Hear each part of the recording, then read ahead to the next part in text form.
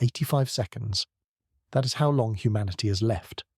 Not according to conspiracy theorists, not according to doomsayers on the internet, according to Nobel laureates, nuclear physicists, the scientists who helped build the atomic bomb and have spent 80 years trying to prevent its use.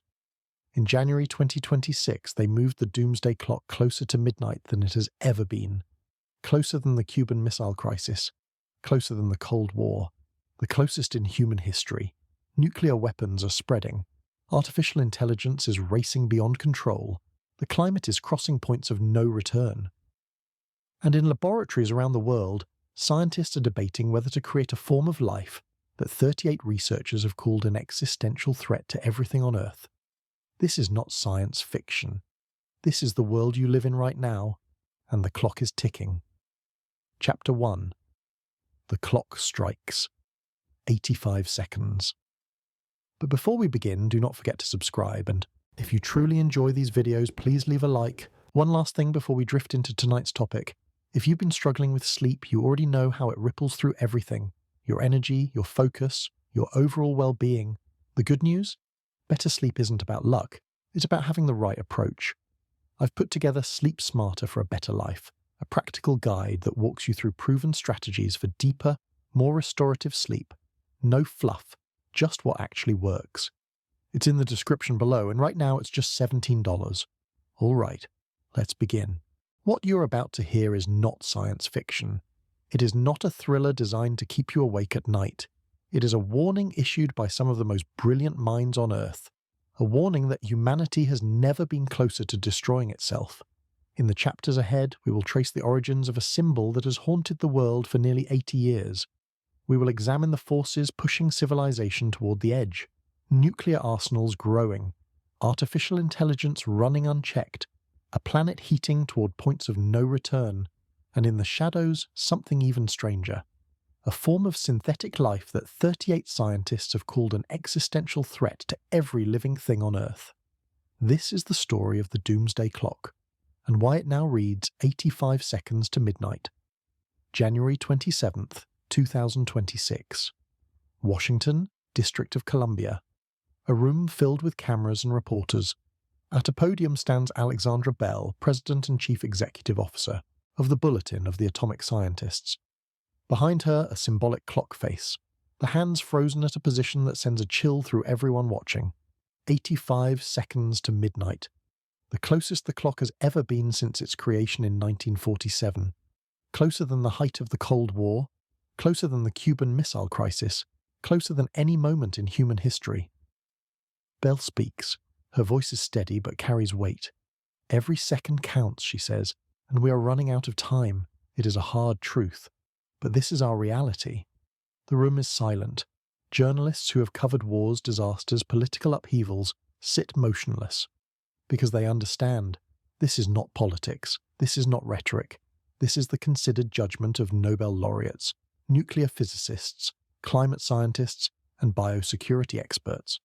People who have dedicated their lives to understanding how civilizations survive, or how they end. The Doomsday Clock is not a prediction. It does not tell you when the world will end. It tells you how close we are to the capacity for ending it.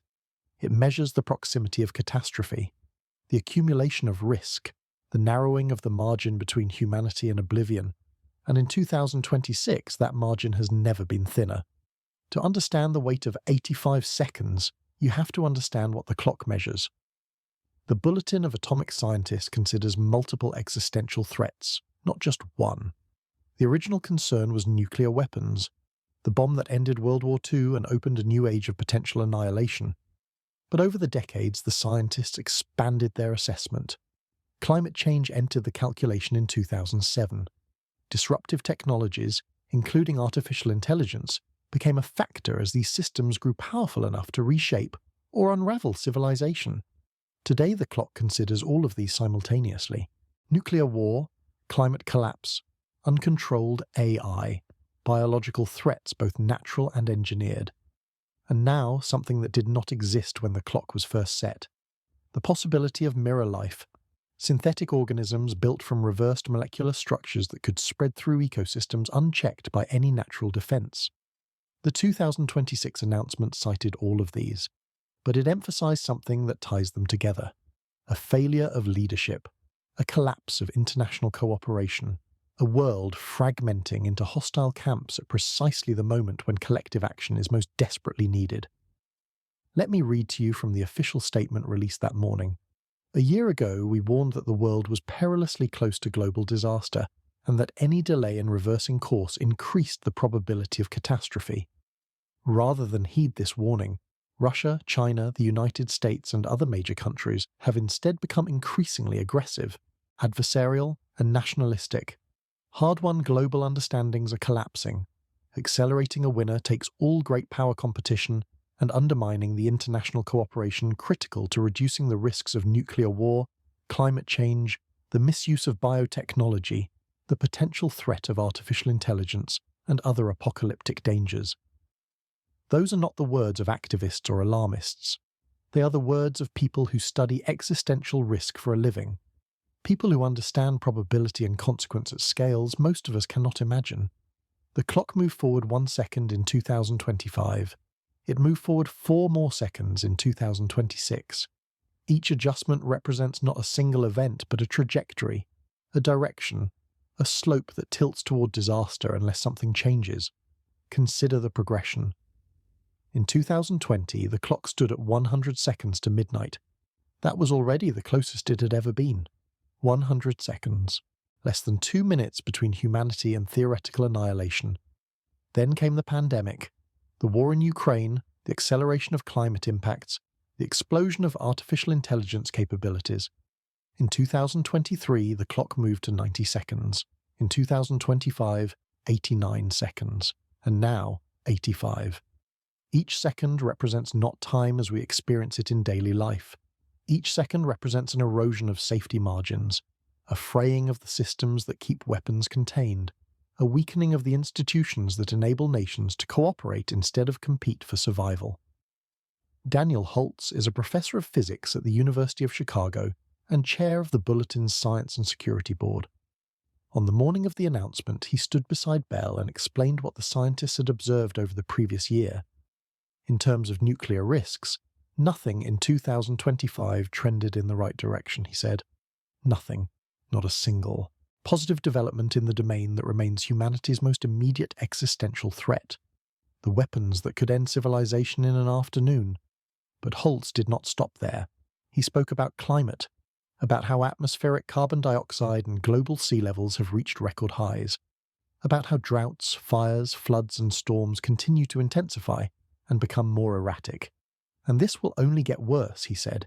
He spoke about artificial intelligence, about how AI is a significant and accelerating disruptive technology, about how it is supercharging misinformation and disinformation, making it even more difficult to address all the other threats the scientists consider. And he spoke about biology, about how new tools, including AI itself, are creating capabilities that did not exist even 5 years ago. Capabilities to design pathogens, to engineer organisms, to create forms of life that have never existed in nature and might prove impossible to contain. The woman in the audience who asked the first question wanted to know something specific. She wanted to know what ordinary people should do with this information. Bell paused before answering.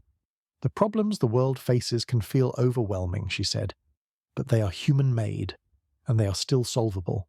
That is the essential tension at the heart of the Doomsday Clock. It is a warning, not a prophecy. It tells us we are in danger. It does not tell us we are doomed. The scientists who set the clock believe, fundamentally, that human beings have the capacity to change course. They believe that the same intelligence that created nuclear weapons can create treaties to limit them.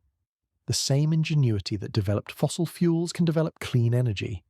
The same scientific enterprise that is pushing the boundaries of artificial intelligence can establish guardrails to ensure it serves humanity rather than threatening it.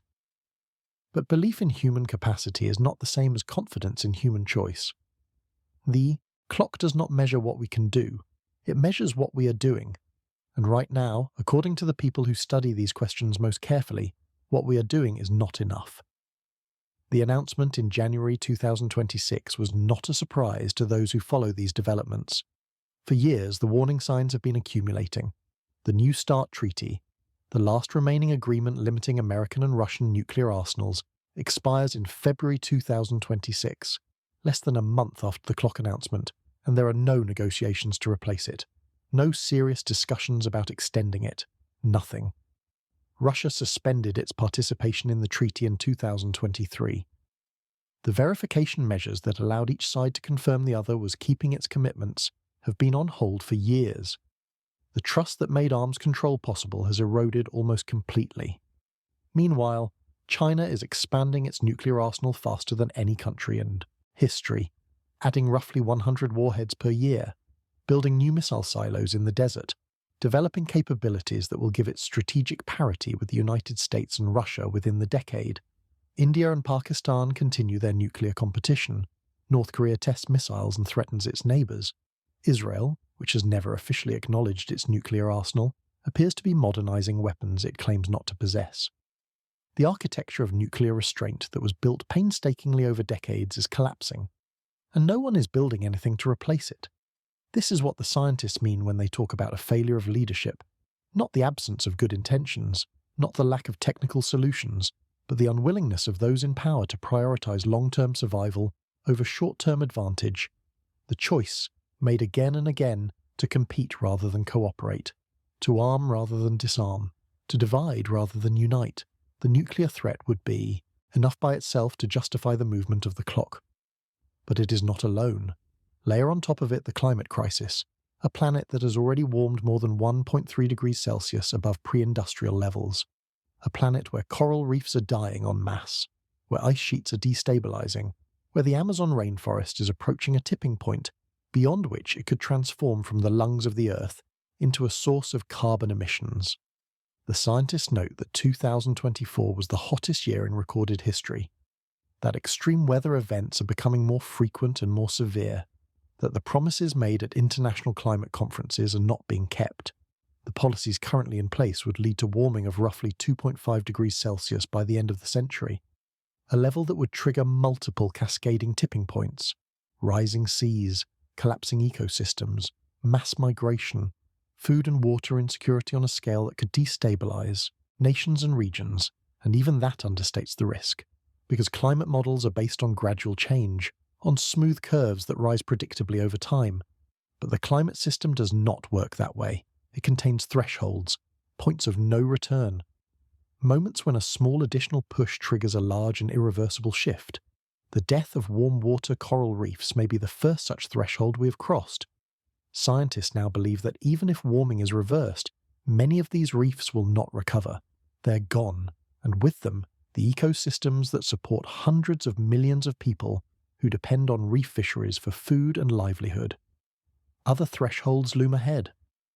The collapse of the Atlantic meridional overturning circulation, the current that carries warm water north and keeps Europe habitable, the disintegration of the West Antarctic ice sheet, a process that, once begun, cannot be stopped and would raise sea levels by several meters over centuries, the dieback of the Amazon, the thawing of permafrost that would release billions of tons of methane into the atmosphere, accelerating warming in a feedback loop beyond human control. The scientists at the Bulletin understand all of this. They incorporate it into their assessment, and they conclude that the world is not responding with the urgency the situation demands. Then there is artificial intelligence, a technology that has advanced more rapidly in the past 3 years than in the previous 30. Large language models that can generate text indistinguishable from human writing. Image generators that can create photorealistic pictures of events that never happened. Voice synthesizers that can clone anyone's speech from a few seconds of audio. These tools are already being used to spread disinformation, to create deep fake videos of political figures, to manipulate elections, to sow confusion and erode trust in institutions. The Bulletin notes that AI is supercharging these threats, making it cheaper and easier to lie at scale, making it harder for citizens to distinguish truth from fabrication. But the information threat is only part of the concern.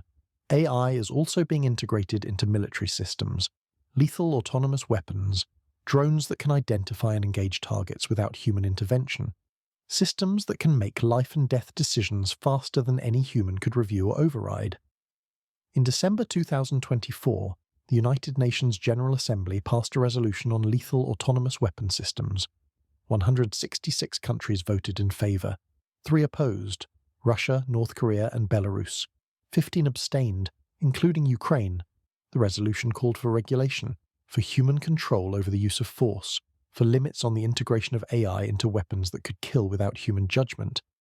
But a resolution is not a treaty. It has no enforcement mechanism, and the countries developing these weapons most aggressively showed little interest in restraint. The scientists warn that an AI arms race is underway, that the major powers are competing to develop autonomous systems without adequate safeguards, that the pressure to deploy these technologies before they are properly understood or controlled could lead to catastrophic failures, accidents, misuse, escalation. And then there is the threat that may be least familiar but is perhaps most disturbing: the possibility of synthetic mirror life. In December 2024, 38 scientists, including 2 Nobel laureates, published a warning in the journal Science. They described research that could, within the next decade or two, enable the creation of mirror bacteria, organisms built from molecules that are the reverse of those found in all natural life. The concern is not theoretical. It is based on an understanding of biology at the molecular level.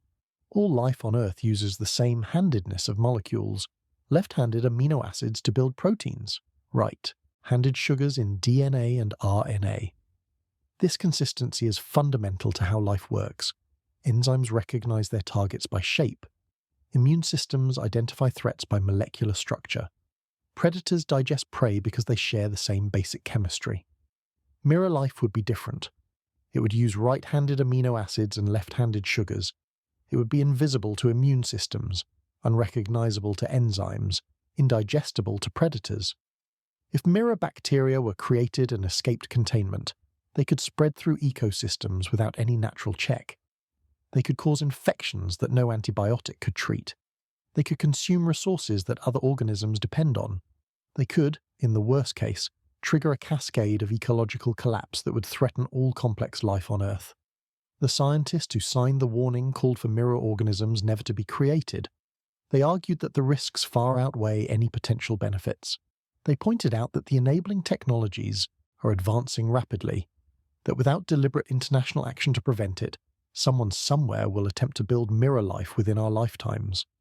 The Bulletin incorporated this warning into its 2026 assessment. It cited mirror biology as one of 4 developments that increase the risk of biological catastrophe, along with AI tools that can help design biological threats, state-sponsored biological weapons programs, and the dismantling of public health infrastructure in the United States. 4 biological threats, layered on top of nuclear threats, climate threats, AI threats, all converging at once, all accelerating, all demanding responses that are not coming. 85 seconds to midnight. The number is symbolic. It does not mean we have 85 seconds left. It means the scientists who study these questions most carefully have concluded that the combined weight of existential risk has never been greater, that the trajectory we are on leads toward catastrophe unless something changes. The clock has moved backward before. In 1991, after the Cold War ended and the United States and Soviet Union signed the Strategic Arms Reduction Treaty, the clock stood at 17 minutes to midnight, the farthest it has ever been from disaster.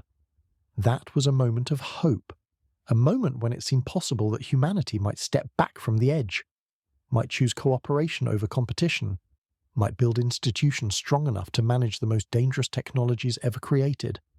That hope has not been extinguished, but it is flickering, and the clock is closer to midnight than it has ever been.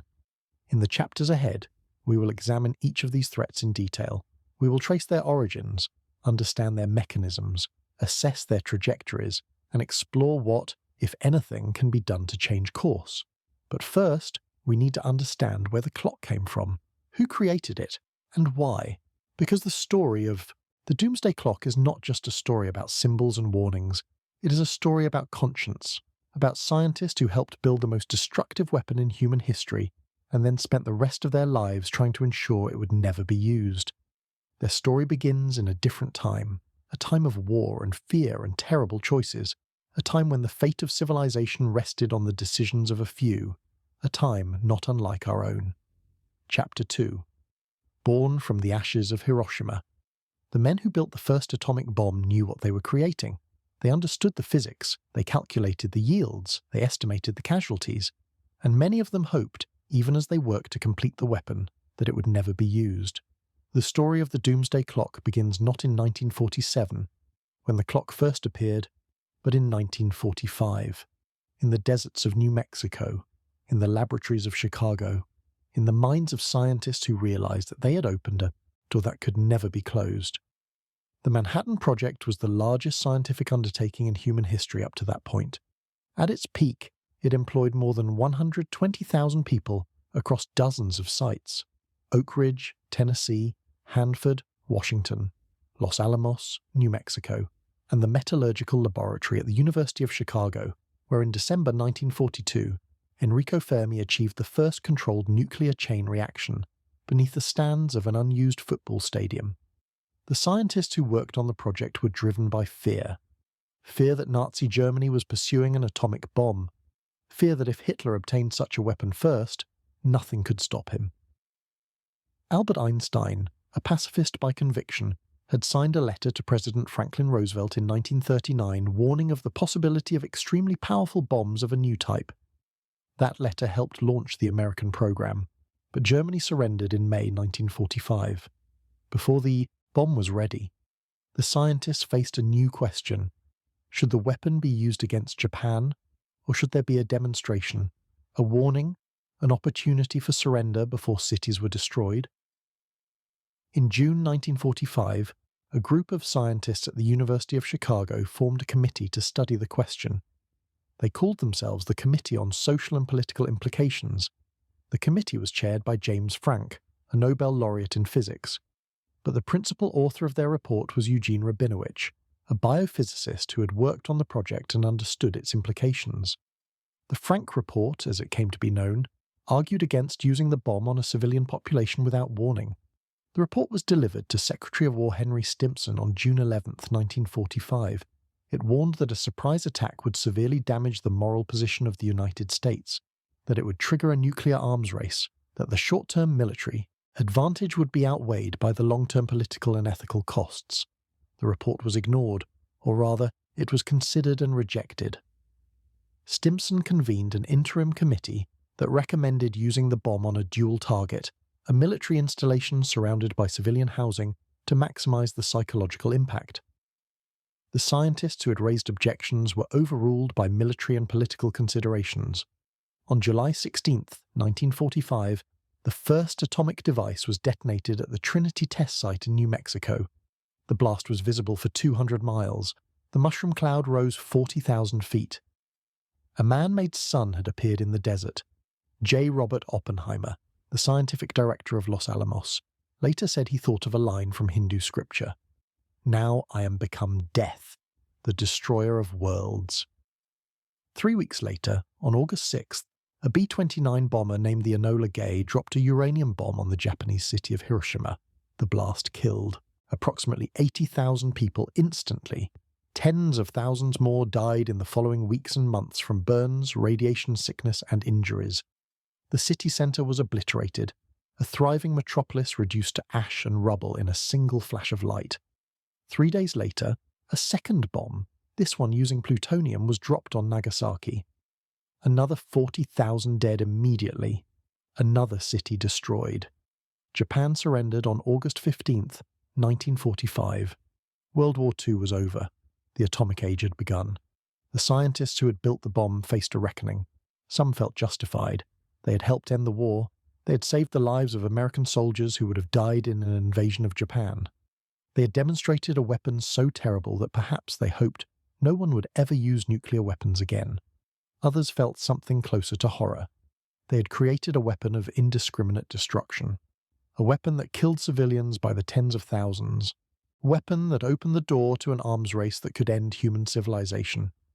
Leo Szilard was one of the most troubled.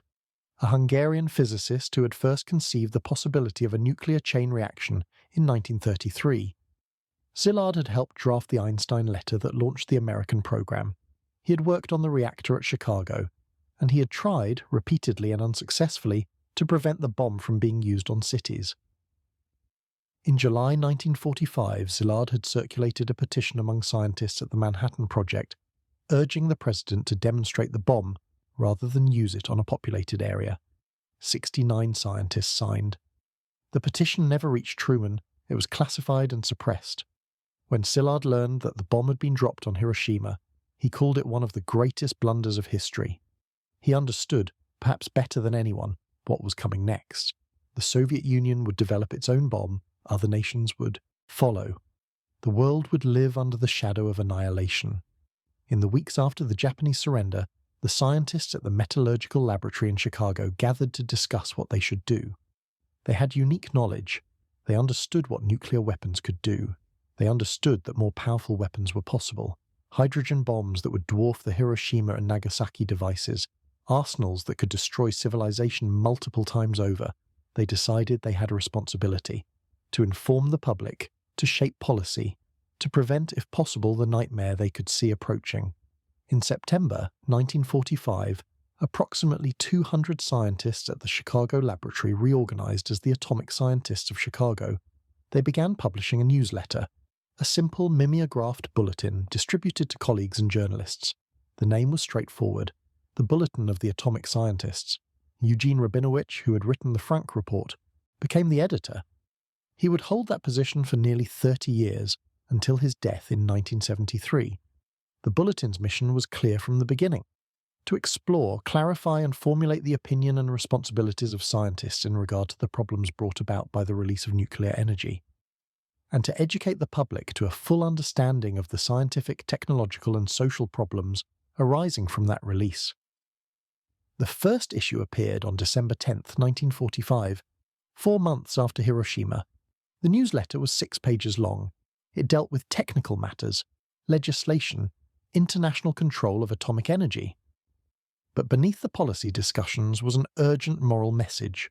The scientists who had built the bomb believed it was their duty to warn the world about what they had created. For the first time in modern history, Rabinowitch later wrote, scientists were saying that it was necessary to make judgments about what to do with their inventions. The atomic scientists had crossed a threshold. They could not retreat into the laboratory and pretend their work had no consequences. They had helped create the potential for human extinction. Now they had to help prevent it. The Bulletin's message was distilled into 3 phrases: no secret, no defense, international control. No secret meant that the American monopoly on atomic weapons could not last. Other nations would develop the technology. The physics was well understood. The engineering was difficult but not impossible. Within years, not decades, there would be multiple nuclear powers. No defense meant that there was no practical way to protect against nuclear attack. No shield, no interceptor, no early warning system that could prevent a determined adversary from destroying a city. The only real defense was to prevent the attack from happening in the first place. International control meant that the only way to prevent a nuclear arms race was through international agreements, treaties, inspections, shared management of nuclear technology. The scientists hoped that the horror of Hiroshima would inspire a new era of cooperation, that nations would choose survival over sovereignty. They were partly right and partly wrong. The American monopoly did not last. The Soviet Union tested its first atomic bomb in August 1949. 4 years after Hiroshima, Britain followed in 1952, France in 1960, China in 1964. The club kept growing, but international control never arrived. Not in the form the scientists had hoped. There were treaties, test bans, non-proliferation agreements, arms limitation agreements. But there was never a comprehensive system to prevent nuclear weapons from spreading or to eliminate them entirely. The arms race the scientists had predicted came to pass. At its peak in the mid-1980s, the combined arsenals of the United States and Soviet Union contained more than 70,000 nuclear weapons, enough to destroy civilization many times over. The Bulletin continued publishing through all of this. It became a magazine. It attracted subscribers. It won awards. But its most powerful communication was not an article or an editorial. It was an image. In 1947, the Bulletin was transitioning from a newsletter to a magazine format. The editors wanted a cover that would capture the urgency of their message, something visual, something memorable, something that would convey the danger in a single glance. Hyman Goldsmith, one of the founders, asked an artist named Martel Langsdorff to design the cover. Langsdorff was a landscape painter. She was also the wife of Alexander Langsdorff, a physicist who had worked on the Manhattan Project and signed the Szilard petition. Martel, as she was known professionally, first considered using the symbol for uranium, but she felt it was too abstract, too technical. It would not communicate to ordinary people the nature of the threat. Then she thought of a clock approaching midnight. Midnight as a symbol of catastrophe, the end of the world, or the end of civilization as we know it. She placed the clock face in the upper left corner of the cover. The minute hand pointed to 7 minutes before midnight. She did not include the bottom half of the clock, only the top left quadrant, the section that mattered, the approach to 12. Why 7 minutes? According to Martel, she chose it largely because it looked right aesthetically. The position was arbitrary. What mattered was the symbolism. Humanity was running out of time.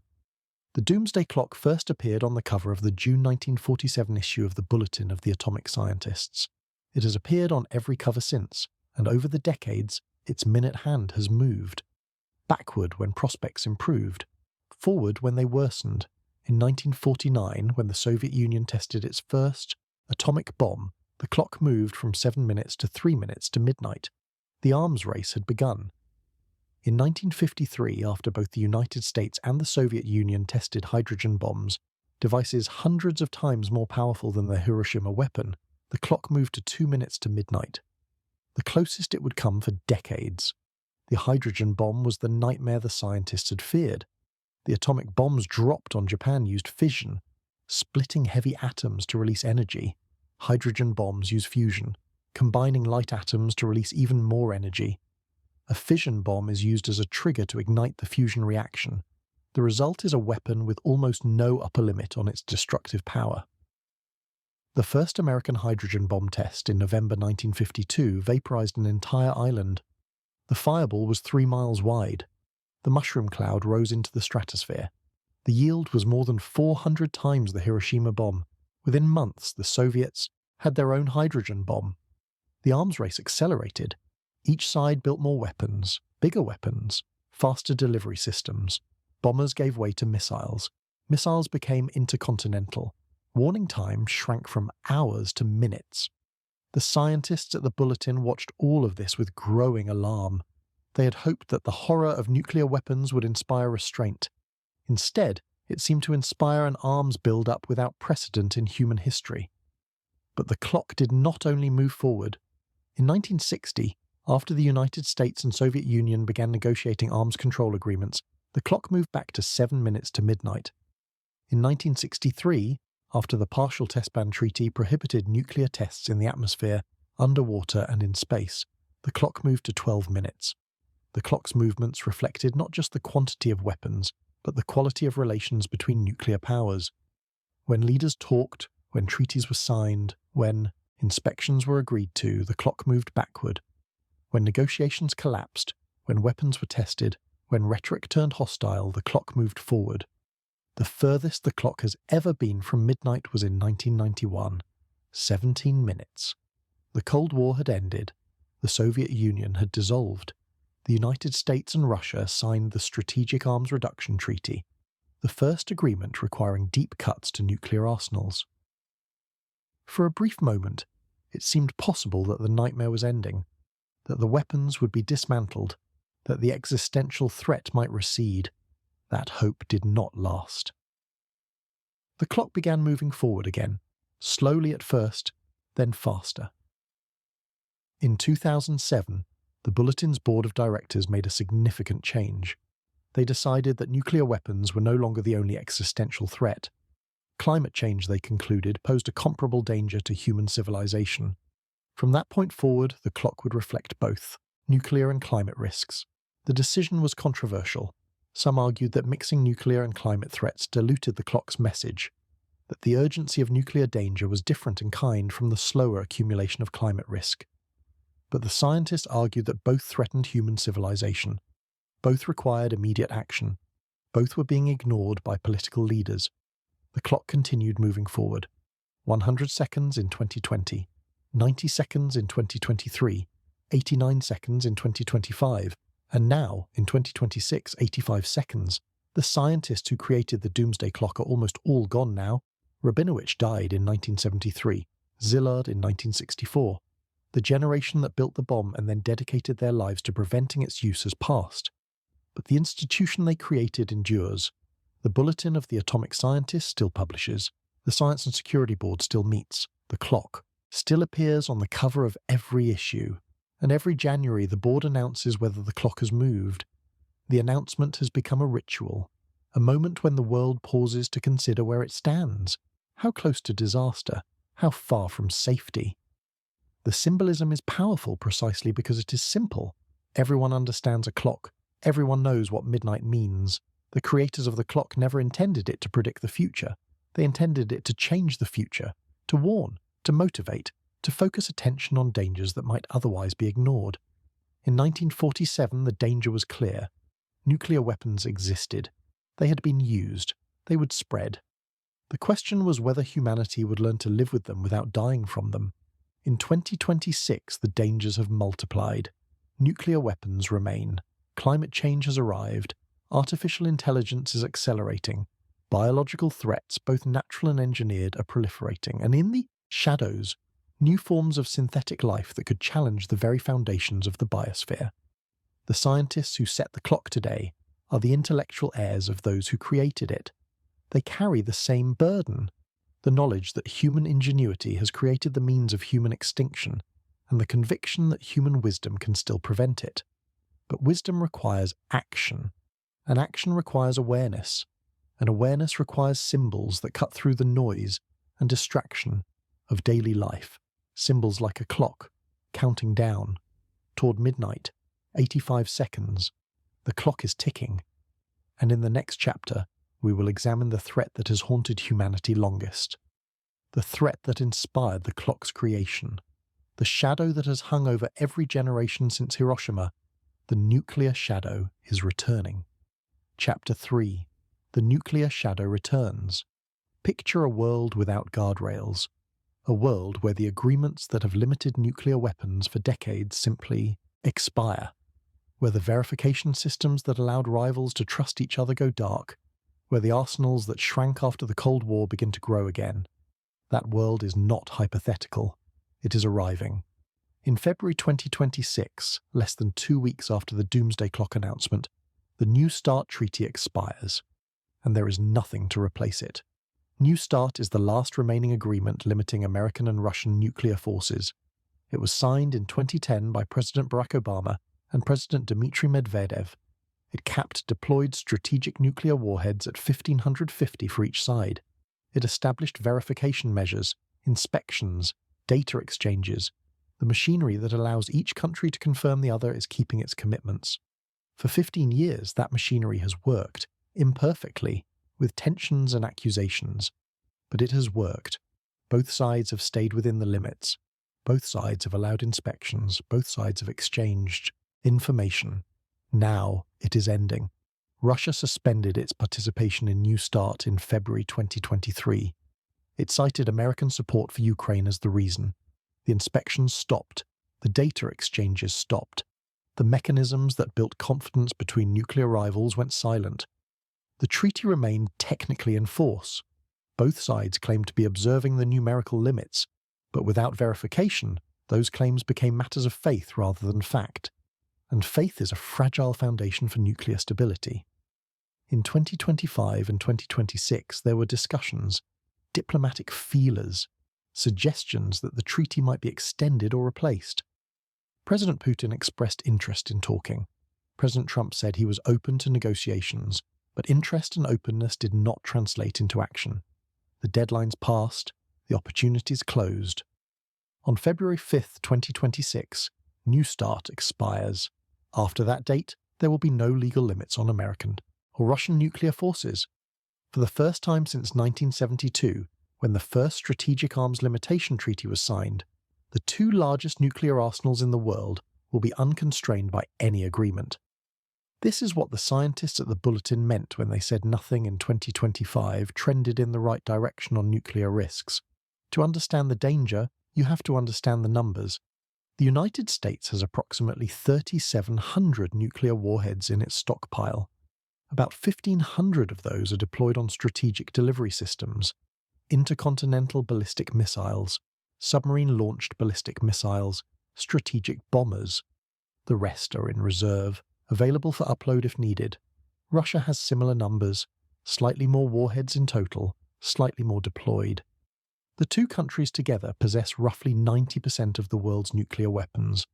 Both countries are modernizing their arsenals, not just maintaining them, actively upgrading them, building new weapons, new delivery systems, new capabilities. The United States is in the middle of a comprehensive nuclear modernization program. New intercontinental ballistic missiles called Sentinel to replace the aging Minuteman III. New Columbia-class submarines to replace the Ohio-class boats. New B-21 Raider bombers. New air-launched cruise missiles. New submarine-launched cruise missiles. Refurbishment of warheads. Expansion of plutonium pit production facilities. The Congressional Budget Office estimates that operating and modernizing American nuclear forces will cost more than $95 billion per year. Over the next 3 decades, the total could exceed $2 trillion. Russia is modernizing too, developing new weapons that Putin has described as invincible. The Sarmat heavy ECBM, the Avangard hypersonic glide vehicle, the Poseidon nuclear-powered underwater drone, the Burevestnik nuclear-powered cruise missile. Weapons. Designed, Moscow says, to defeat American missile defenses. In December 2024, Russia released video of what it said was the deployment of the Oreshnik hypersonic missile in Belarus, a weapon capable of striking targets across Europe with minimal warning time. And then there is China. For decades, China maintained a relatively small nuclear arsenal, a few hundred warheads, a posture based on minimum deterrence, enough weapons to ensure that any attacker would suffer unacceptable retaliation. But not enough to threaten a first strike capability. That is changing, rapidly. According to the Stockholm International Peace Research Institute, China is expanding its nuclear arsenal faster than any other country, adding approximately 100 new warheads per year. By January 2025, China had completed or was nearing completion of approximately 350 new ICBM silos in 3 large desert fields in the north of the country and 3 mountainous areas in the east. The numbers are striking. In 2020, China was estimated to have around 300 nuclear warheads. By 2035, it could have 1,500, parity with the United States and Russia. Some analysts argue this is a natural response to perceived threats. China sees American missile defenses, American forward deployed forces in Asia, American alliances with Japan, South Korea, and Australia. Beijing may have concluded that a larger arsenal is necessary to ensure its deterrent remains credible. Others see something more aggressive, a bid for nuclear superpower status, a challenge to the American-led international order, a signal that China intends to be a peer competitor in every dimension of military power. Whatever the motivation, the consequences are real. For the first time, the United States faces the prospect of 2 near-peer nuclear adversaries simultaneously. Russia with its existing arsenal, China with its rapidly expanding one. The 2022 Congressional Commission on the Strategic Posture of the United States, a bipartisan body, concluded that American defense strategy requires a nuclear force that is either larger in size, different in composition, or both to address the 2 nuclear peer threat. The Commission called for urgent decisions to meet evolving deterrence requirements. This is the language of arms racing, not arms control, the logic of competition, not cooperation. Some members of Congress are already calling for significant expansion of American nuclear forces, uploading more warheads onto existing missiles, building additional submarines, developing new weapons systems, expanding production capacity. The estimated cost would be hundreds of billions of dollars. The result would be an acceleration of the global nuclear buildup, and the risks would multiply. Because nuclear weapons are not just numbers on a spreadsheet. They are systems, complex, integrated, fallible systems. Systems that can fail. Systems that can be misunderstood. Systems that can be triggered by accident or miscalculation. During the Cold War, there were multiple incidents that nearly led to nuclear war. Radar systems mistaking flocks of geese for incoming missiles. Computer errors generating false warnings of attack. Communication failures during crises. Each time, disaster was averted by human judgment. by officers who chose not to launch, by leaders who hesitated when the machine screamed. The more weapons there are, the more systems there are. The more systems there are, the more opportunities for error. The more opportunities for error, the higher the probability that someday, somewhere, someone will make a mistake that cannot be corrected. And the warning times are shrinking. Hypersonic weapons travel faster than traditional ballistic missiles. They follow unpredictable trajectories. They are harder to track and harder to intercept. The time between detection and impact is measured in minutes. Daniel Holtz, the chair of the Bulletin Science and Security Board, spoke about this at the 2026 announcement. The combination of strikes on nuclear-related military infrastructure and third-party disinformation risk turning a conventional conflict into a nuclear crisis, he said, referring to tensions between India and Pakistan in early 2025. Think about that. Third-party disinformation. False information spread deliberately to confuse decision-makers, to make them believe they are under attack when they are not, or that they are safe when they are not. In a world of deep fakes and AI-generated content, the fog of war becomes denser. The clarity that leaders need in moments of crisis becomes harder to achieve. The time for deliberation shrinks, the pressure to act grows, and the nuclear arsenals wait. Thousands of warheads, hundreds of missiles, many on hair trigger alert, ready to launch within minutes of an order.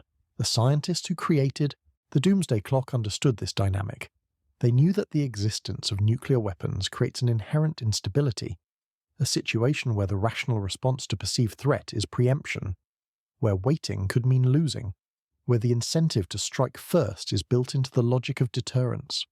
They hoped that international agreements could reduce this instability, that arms control could lower the numbers, increase the warning times, build the confidence that allows rivals to step back from the brink. For decades, those agreements worked, imperfectly, incompletely, but they worked. The arsenals shrank, the systems of verification expanded, the conversations between nuclear powers continued even when relations were hostile. Now those agreements are collapsing. New START expires in February 2026. The Intermediate Range Nuclear Forces Treaty, which banned American and Russian ground, launched missiles with ranges between 500 and 5,500 kilometers, ended in 2019. The Anti-Ballistic Missile Treaty, which limited missile defenses, ended in 2002.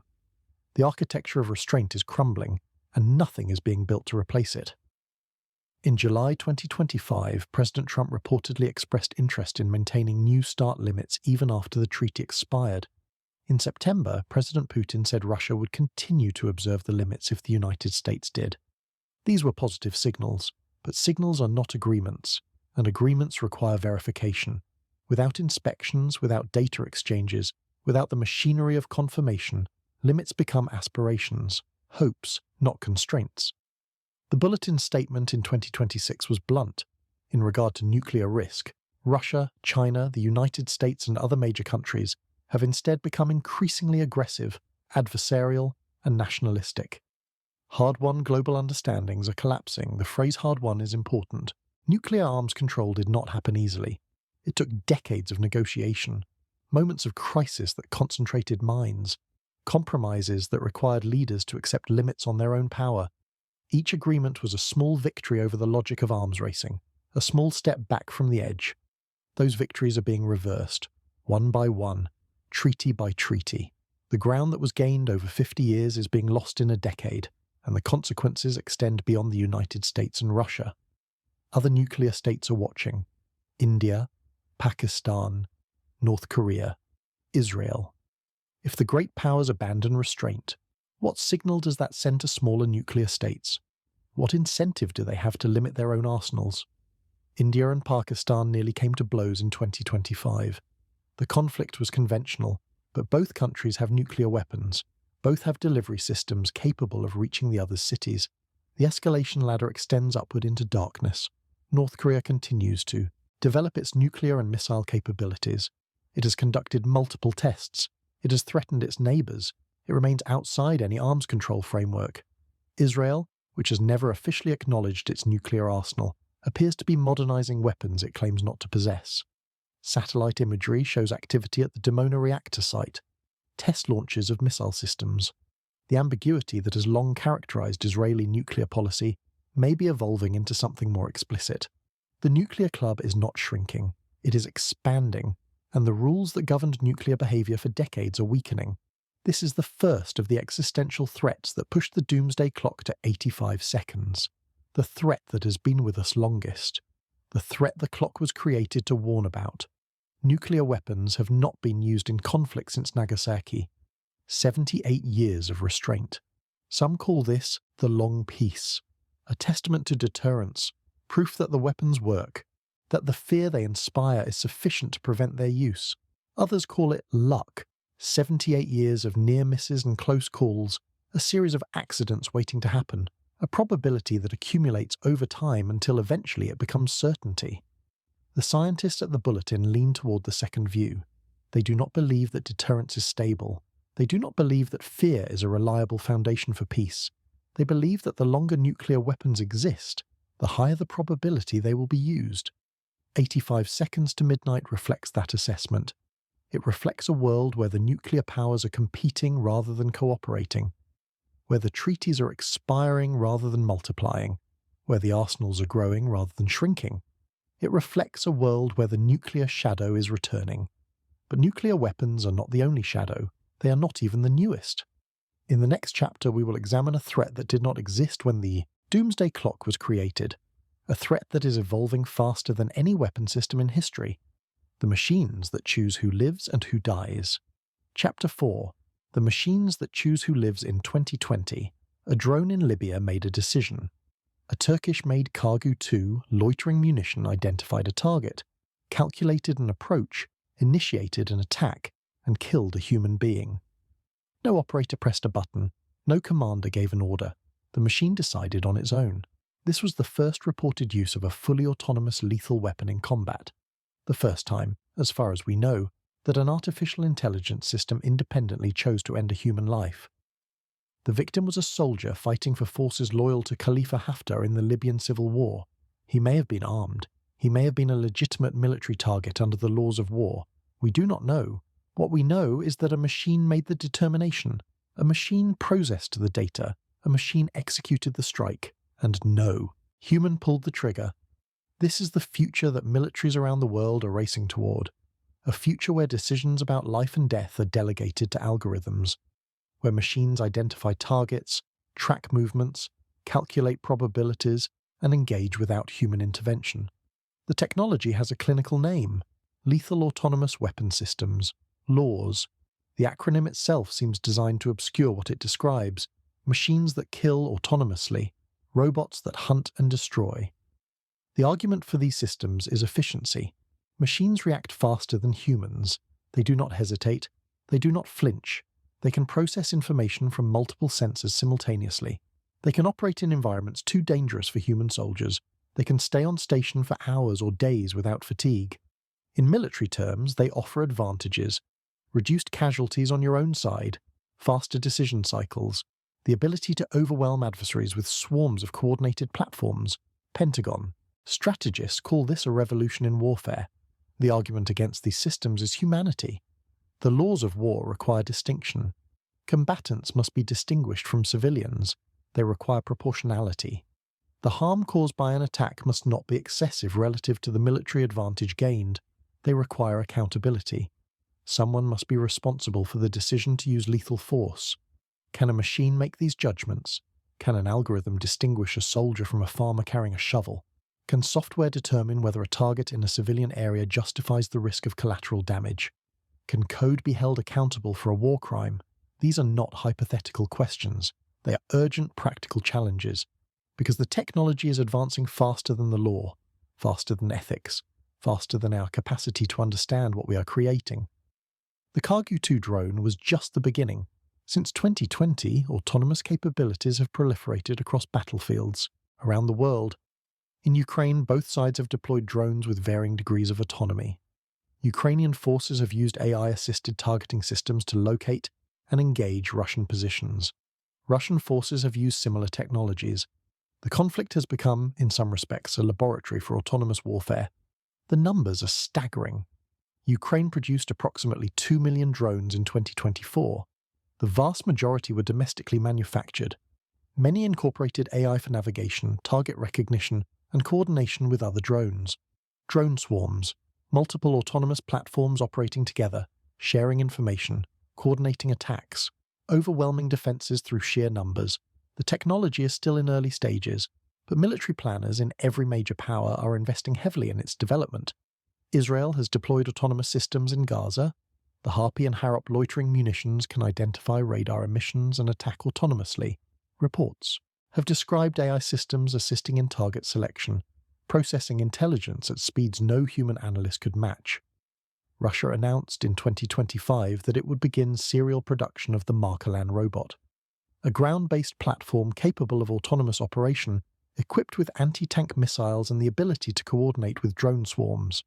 China is pursuing what it calls military-civil fusion in artificial intelligence, a national strategy to ensure that advances in commercial AI are quickly integrated into military applications.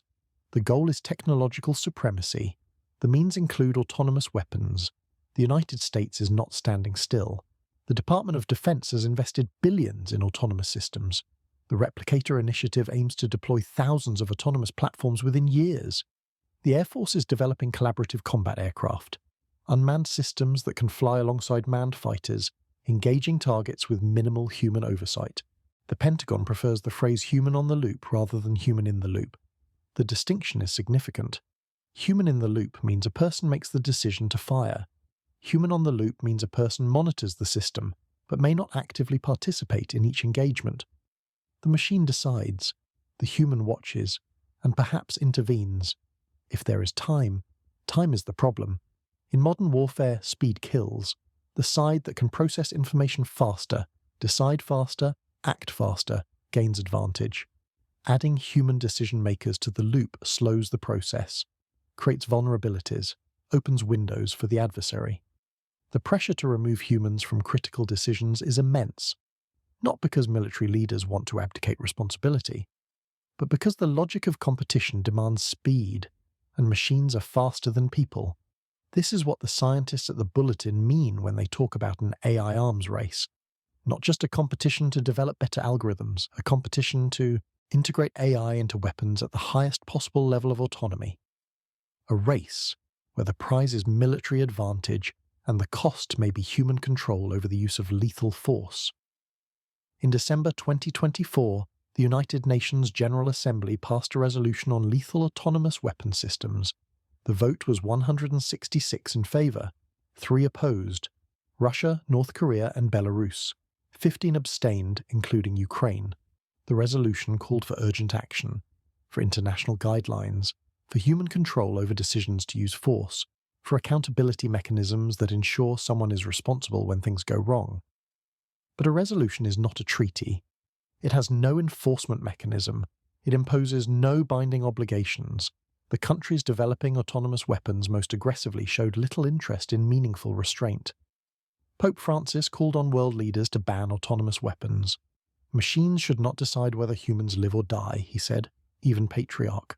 Kirill of the Russian Orthodox Church, generally aligned with Kremlin policies, warned that the state should strictly control the development of AI in order to prevent the destruction of life and civilization. These appeals have had little effect on military planning. The development continues, the deployment accelerates, the human role in lethal decisions shrinks, and then there is the question of accidents. Autonomous systems can malfunction, they can misidentify targets, they can be spoofed by adversaries feeding false data, they can behave in ways their creators did not anticipate. During the Cold War, nuclear accidents were prevented by human judgment. Officers who questioned the data, commanders who waited for confirmation, people who chose not to launch even when their instruments screamed that missiles were incoming. What happens when the decision maker is not a person, but a program? What happens when the system operates faster than human cognition? What happens when the algorithm concludes, based on data it was designed to interpret, that the correct response is lethal force? The scientists worry about cascading failures, autonomous systems on opposing sides, each reacting to the other's actions. Escalation happening at machine speed, too fast for humans to intervene, too fast for diplomats to negotiate, too fast for anyone to say stop. This is not science fiction. It is the logical extrapolation of current trends. Systems are being developed now that are designed to operate with minimal human oversight. They are being deployed into environments where adversaries have similar systems. The interaction effects are unknown. The failure modes are unexplored. Daniel Holt spoke about this at the Doomsday Clock announcement. AI is a significant and accelerating disruptive technology, he said. It is also supercharging misinformation and disinformation, which makes it even more difficult to address all of the other threats we consider. The disinformation angle is critical. Autonomous weapon systems rely on data, sensor inputs, intelligence feeds, pattern recognition. If that data can be corrupted, if false information can be injected, the system's decisions become unreliable. Imagine a scenario: 2 nations on the brink of conflict, autonomous systems patrolling borders, monitoring airspace, ready to engage. Now imagine a third party, a state or non-state actor, spoofing the sensor data, making it appear that one side has launched an attack. The autonomous systems respond. The humans, operating at human speed, cannot keep up. By the time they understand what has happened, the escalation is beyond control. This is the world the scientists see approaching, a world where the speed of technology outpaces the speed of human judgment, where the complexity of interconnected systems exceeds human comprehension, where the potential for catastrophic error grows with each new capability deployed. The Bulletin does not call for an end to AI research. It does not oppose all military applications of autonomous systems. It calls for governance, guidelines, international cooperation to ensure that human control is maintained over decisions that could lead to war. Human in the loop, not just on the loop. Meaningful human control, not nominal oversight. Accountability structures that can assign responsibility when things go wrong, and transparency about what these systems can do and how they are being used. These are modest demands, basic principles that most people would agree with if asked. Yet progress toward implementing them has been minimal. The militaries developing autonomous weapons see them as sources of advantage. Agreeing to limits means giving up advantage, and in a competitive environment, no one wants to be second. The result is a race without rules, a competition where the stakes are not market share or prestige but the ability to wage war. And the prize goes to whoever is willing to push furthest, fastest, regardless of the risks. The UN resolution called for urgent action, but urgency has not translated into action. The working groups meet, the discussions continue, and the weapons are deployed. This is one dimension of the AI threat to human survival: the integration of autonomous systems into military forces, the erosion of human control over lethal decisions, the acceleration of conflict dynamics to speeds that exceed human capacity to respond.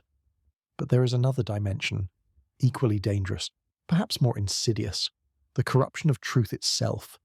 Autonomous weapons can kill bodies. AI-powered disinformation can kill minds. It can poison the information environment on which democratic societies depend. It can make it impossible to distinguish fact from fabrication. It can turn citizens against each other and leaders against their own judgment. This is the war on truth, and it is the subject of our next chapter. Chapter 5: The War on Truth. In January 2024, thousands of voters in New Hampshire received a phone call. The voice on the line was familiar. President Joe Biden telling Democrats not to vote in the upcoming primary. "Save your vote for November," the voice said. Voting in the primary would only help the Republicans, except it was not Joe Biden.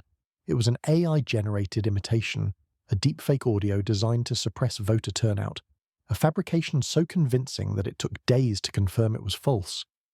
The man who created the robocall, a Democratic political consultant named Steve Kramer, later said he did it to raise awareness about the dangers of AI, to demonstrate how easily the technology could be misused.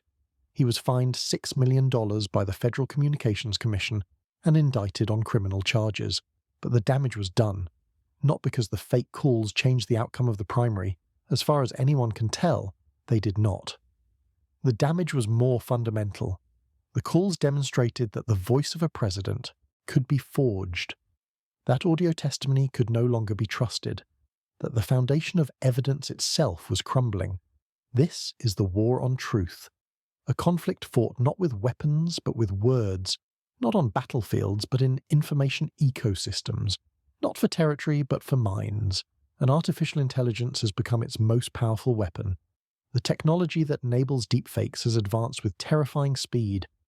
In 2020, creating a convincing fake video required significant technical skill, expensive equipment, and hours of source material. In 2024, it can be done with consumer-grade software and a few seconds of audio. Large language models like ChatGPT can generate text that is indistinguishable from human writing. Image generators can create photorealistic pictures of events that never happened. Voice synthesizers can clone anyone's speech from a brief sample. Video tools can make anyone appear to say or do anything. The implications for truth are profound.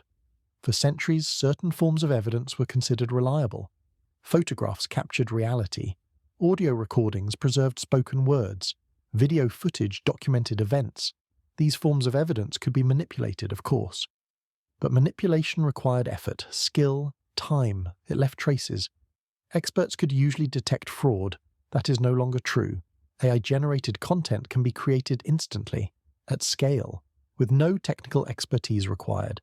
And detecting it is becoming increasingly difficult as the technology improves. The result is what researchers call the liar's dividend. In a world where anything can be faked, anyone can deny anything. A video of a politician accepting a bribe, deepfake. Audio of a CEO committing fraud, AI-generated. Evidence of war crimes, fabricated by enemies. When everything can be fake, nothing has to be real. The very concept of evidence dissolves. This is not a future problem. It is happening now. Across the world, in elections, in conflicts, in courts, in families. 2024 was the largest election year in human history. 3.7 billion people in 72 countries had the opportunity to vote, and in election after election, AI-generated content appeared. In India, deepfakes showed celebrities criticizing Prime Minister Narendra Modi and endorsing opposition parties. The videos spread across WhatsApp and YouTube, viewed millions of times before they were debunked. In Brazil, deepfakes and bots spread false political narratives on social media platforms. In Slovakia, fake audio purporting to show a candidate discussing election manipulation went viral days before the vote. In Indonesia, AI-generated video showed the late dictator Suharto endorsing political candidates. The dead speaking for the living. In the United States, Donald Trump shared AI-generated images on social media, showing Taylor Swift fans wearing pro-Trump merchandise. Kamala Harris appeared in AI-generated images depicting her, in communist garb. A video linked to Russian intelligence services accused Harris of involvement in a hit-and-run accident. None of these were real. All of them reached millions of people. The scale of the problem is difficult to grasp. The News Literacy Project, which tracks misinformation about American elections, found that cheap fakes, traditional manipulated media, were used 7 times more often than AI-generated content. But AI is accelerating. The gap is closing.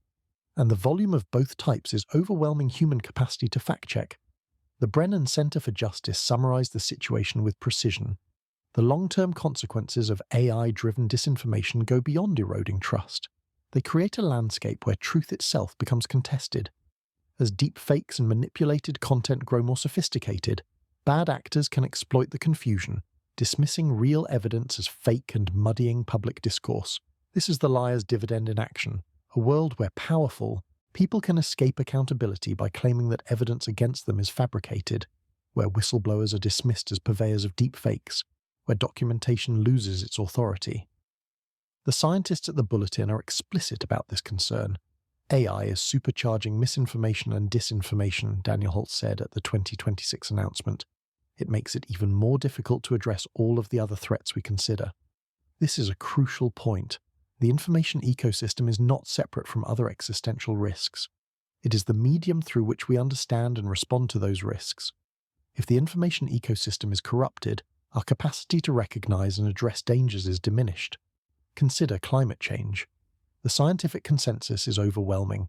Human activities are warming the planet. The consequences are severe and accelerating. Action is urgent. But large segments of the public remain skeptical, not because the evidence is unclear, but because the information environment is polluted. Fossil fuel companies have funded disinformation campaigns for decades. Social media algorithms amplify controversy and doubt. AI now enables the creation of false experts, fake studies, fabricated data at industrial scale. How do you build political will for climate action when a substantial portion of the electorate believes the threat is exaggerated or invented? How do you implement policies when every fact is contested, every expert is dismissed, every piece of evidence is labelled propaganda? Consider nuclear risk. Arms control depends on trust, verification, shared understanding of what each side possesses and intends. If that understanding can be corrupted, if false intelligence can be generated at scale, if leaders cannot distinguish genuine threats from fabrications, the margin for error shrinks to zero.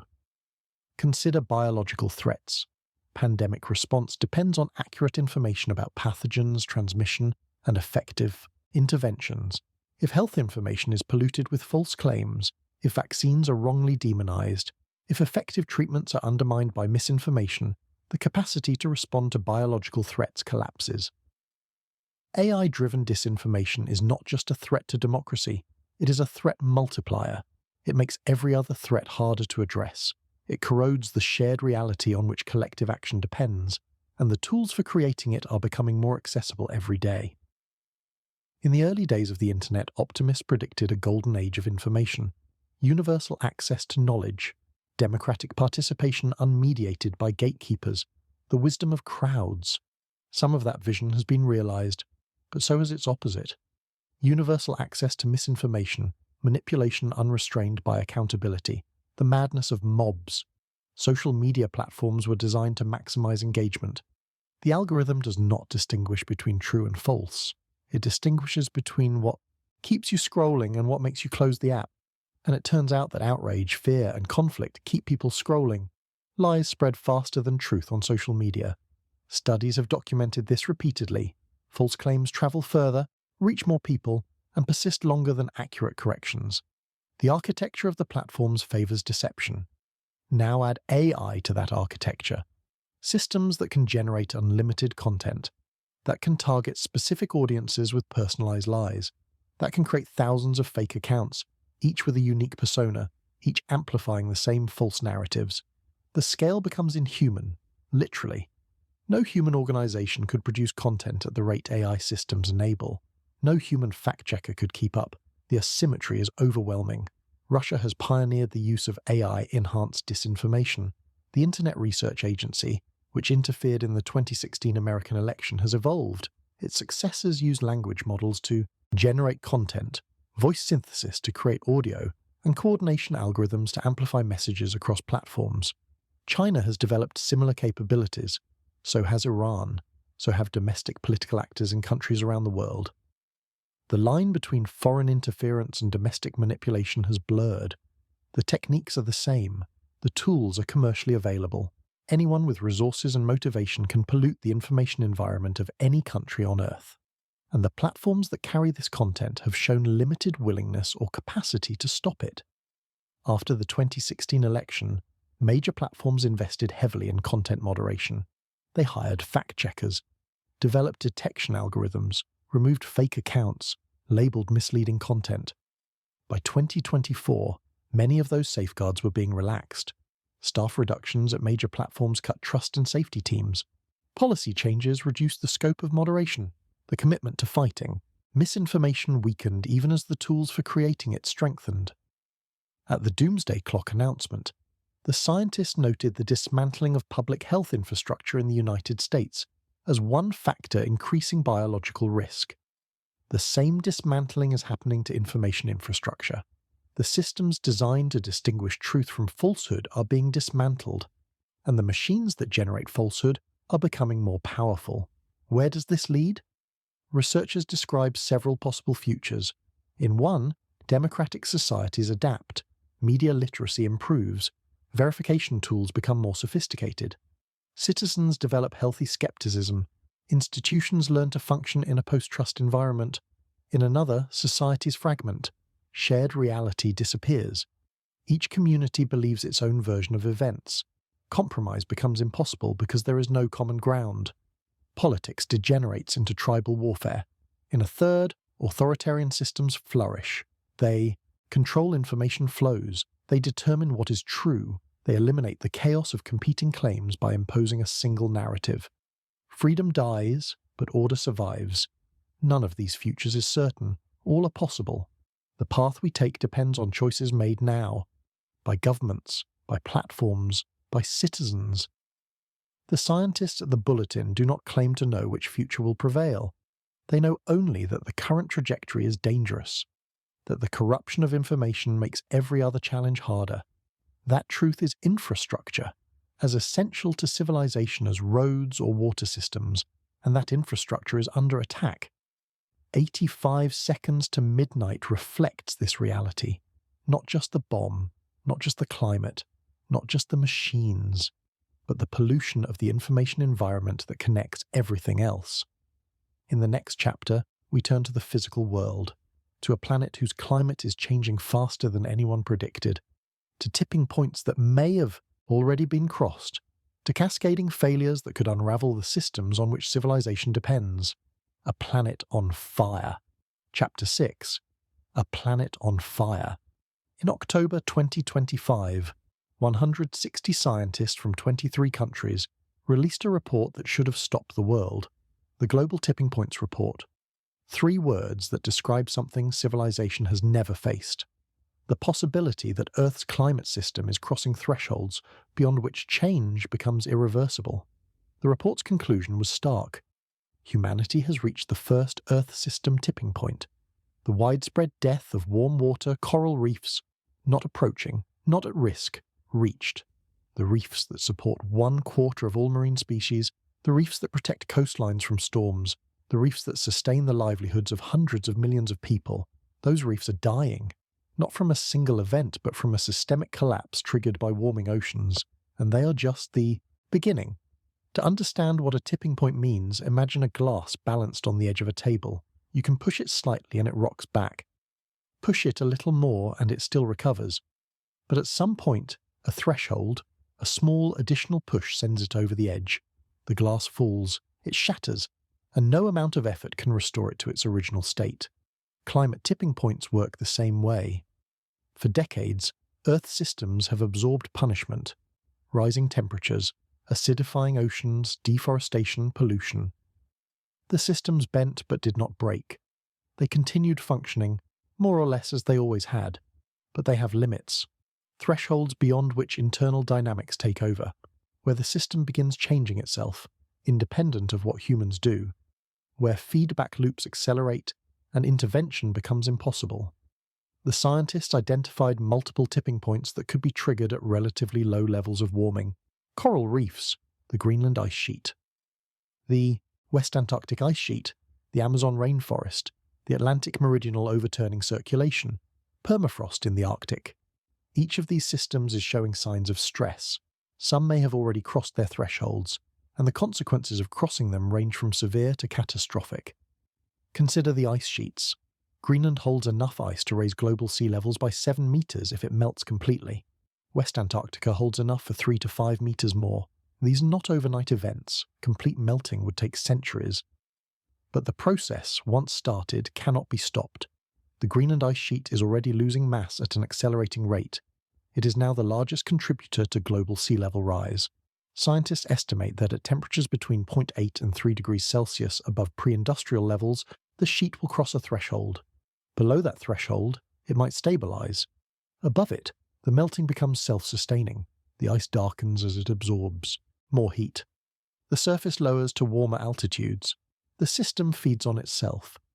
A 2021 analysis of sediment from beneath the Greenland ice found evidence that the sheet has melted completely at least once in the past million years. The maximum warming during that period was about 2.5 degrees Celsius above pre-industrial levels. We are currently at about 1.3 degrees, and rising. West Antarctica is even more precarious. Unlike Greenland, which sits on land above sea level, much of West Antarctica rests on bedrock below sea level. The ice is in contact with warming ocean water. As that water erodes the ice from beneath, the grounding line retreats. The ice that was held in place begins to flow faster toward the sea. Scientists call this marine ice sheet instability. Once it begins, it can accelerate rapidly. Some researchers believe parts of West Antarctica have already crossed their tipping point. The Thwaites Glacier, sometimes called the Doomsday Glacier, is showing signs of accelerating collapse. The implications are measured in meters of sea level rise that would inundate coastal cities around the world. Miami, Shanghai, Mumbai, Lagos, London, New York. Hundreds of millions of people displaced, trillions of dollars in infrastructure destroyed, entire nations submerged. This will not happen tomorrow, but the decisions made today determine whether it happens at all. If the ice sheets cross their tipping points, no future technology, no massive engineering project, no heroic intervention can stop the rise. The physics takes over, the ice falls into the sea, and the sea rises. Then there is the Amazon, the largest rainforest on Earth, home to 10% of all species. A critical carbon sink that absorbs billions of tons of carbon dioxide from the atmosphere. A giant pump that recycles moisture across South America, generating rainfall that sustains agriculture and cities far from the forest itself. The Amazon is approaching its limits. Deforestation has cleared vast areas. Climate change is altering rainfall patterns. Droughts are becoming more frequent and severe. Fires that were once rare are becoming common. Scientists estimate that if deforestation continues and temperatures rise, the Amazon could cross a threshold. The forest would begin dying from within. Trees would release more carbon than they absorb. The moisture pump would fail. The remaining forest would transition to savanna. This would not just be an ecological catastrophe, it would be a climate catastrophe. The carbon stored in Amazon trees, released into the atmosphere, would accelerate warming. The feedback loop would intensify. And then there is the circulation of the Atlantic Ocean, the Atlantic Meridional Overturning Circulation, or MOC, a vast conveyor belt that carries warm water north from the tropics and cold water south along the ocean floor. It is what keeps Europe habitable. Without it, winters in London would resemble winters in Labrador. The AMOC is weakening. Fresh water from melting ice dilutes the salty water that sinks in the North Atlantic, slowing the circulation. Models suggest that at some level of warming, the AMOC could collapse entirely. In October 2024, 44 climate scientists published an open letter warning that the risk of AMOC collapse has been greatly underestimated. A study published in August 2025 concluded that collapse could begin as early as the 2060s. If the AMOC collapses, the consequences would cascade across the globe. European agriculture would be devastated. Monsoon patterns in Africa and Asia would shift. Food production would be disrupted for billions of people. The social and political instability would be immense. These tipping points are not isolated, they interact. Crossing one can increase the probability of crossing others. Ice sheet collapse raises sea levels, which can destabilize coastal permafrost. Amazon dieback releases carbon, which accelerates warming, which stresses other ecosystems. The scientists call this a tipping cascade, a domino effect where the fall of one system pushes others over the edge. The risk is not linear, it is exponential, and the further we push into the danger zone, the more unpredictable the consequences become. The Global Tipping Points report was released just weeks before the 30th United Nations Climate Conference, COP30, in Brazil. The timing was deliberate. The scientists wanted world leaders to understand what was at stake. The message was clear. The window for preventing some damaging, irreversible tipping points is rapidly closing. If we wait for certainty that tipping points have been crossed before we act, it will be too late. But the world has not acted. Not with the urgency the situation demands. The Paris Agreement, signed in 2015, set a goal of limiting warming to 1.5 degrees Celsius above pre-industrial levels. At the time, scientists believed this was the threshold below which the worst impacts could be avoided. That goal is now almost certainly out of reach. The planet has already warmed more than 1.3 degrees. Current policies, if fully implemented, would lead to warming of approximately 2.5 degrees by the end of the century. And current policies are not being fully implemented. 2024 was the hottest year in recorded history. So was 2023. So was 2022. The records are being broken faster than they can be set. The last 3 years have all approached or exceeded 1.5 degrees of warming. 2024 hit 1.55 degrees above pre-industrial levels. This does not mean the Paris goal has been permanently breached. Scientists measure long-term warming over 20-year averages to smooth out annual variations, but the trend is unmistakable. Carbon dioxide concentrations in the atmosphere reached record highs in 2024. Methane concentrations reached record highs. The jump in atmospheric carbon dioxide in 2024 was the largest ever recorded, and nature is faltering. For decades, natural systems absorbed roughly half of human carbon emissions. Trees grew faster in a warming world. Oceans absorbed excess carbon dioxide. These natural sinks bought humanity time. That time may be running out. Recent data suggests the carbon sinks are weakening. Trees are dying from heat and drought. Oceans are becoming stratified, reducing their ability to absorb carbon. The planet is losing its capacity to buffer human impacts. The Bulletin of the Atomic Scientists incorporated climate change into its Doomsday Clock assessment in 2007. Since then, the clock has moved steadily closer to midnight. Climate change is not a separate threat from nuclear war or AI. It is interwoven with them. Climate instability drives conflict. Resource scarcity fuels competition. Desperate nations make desperate choices.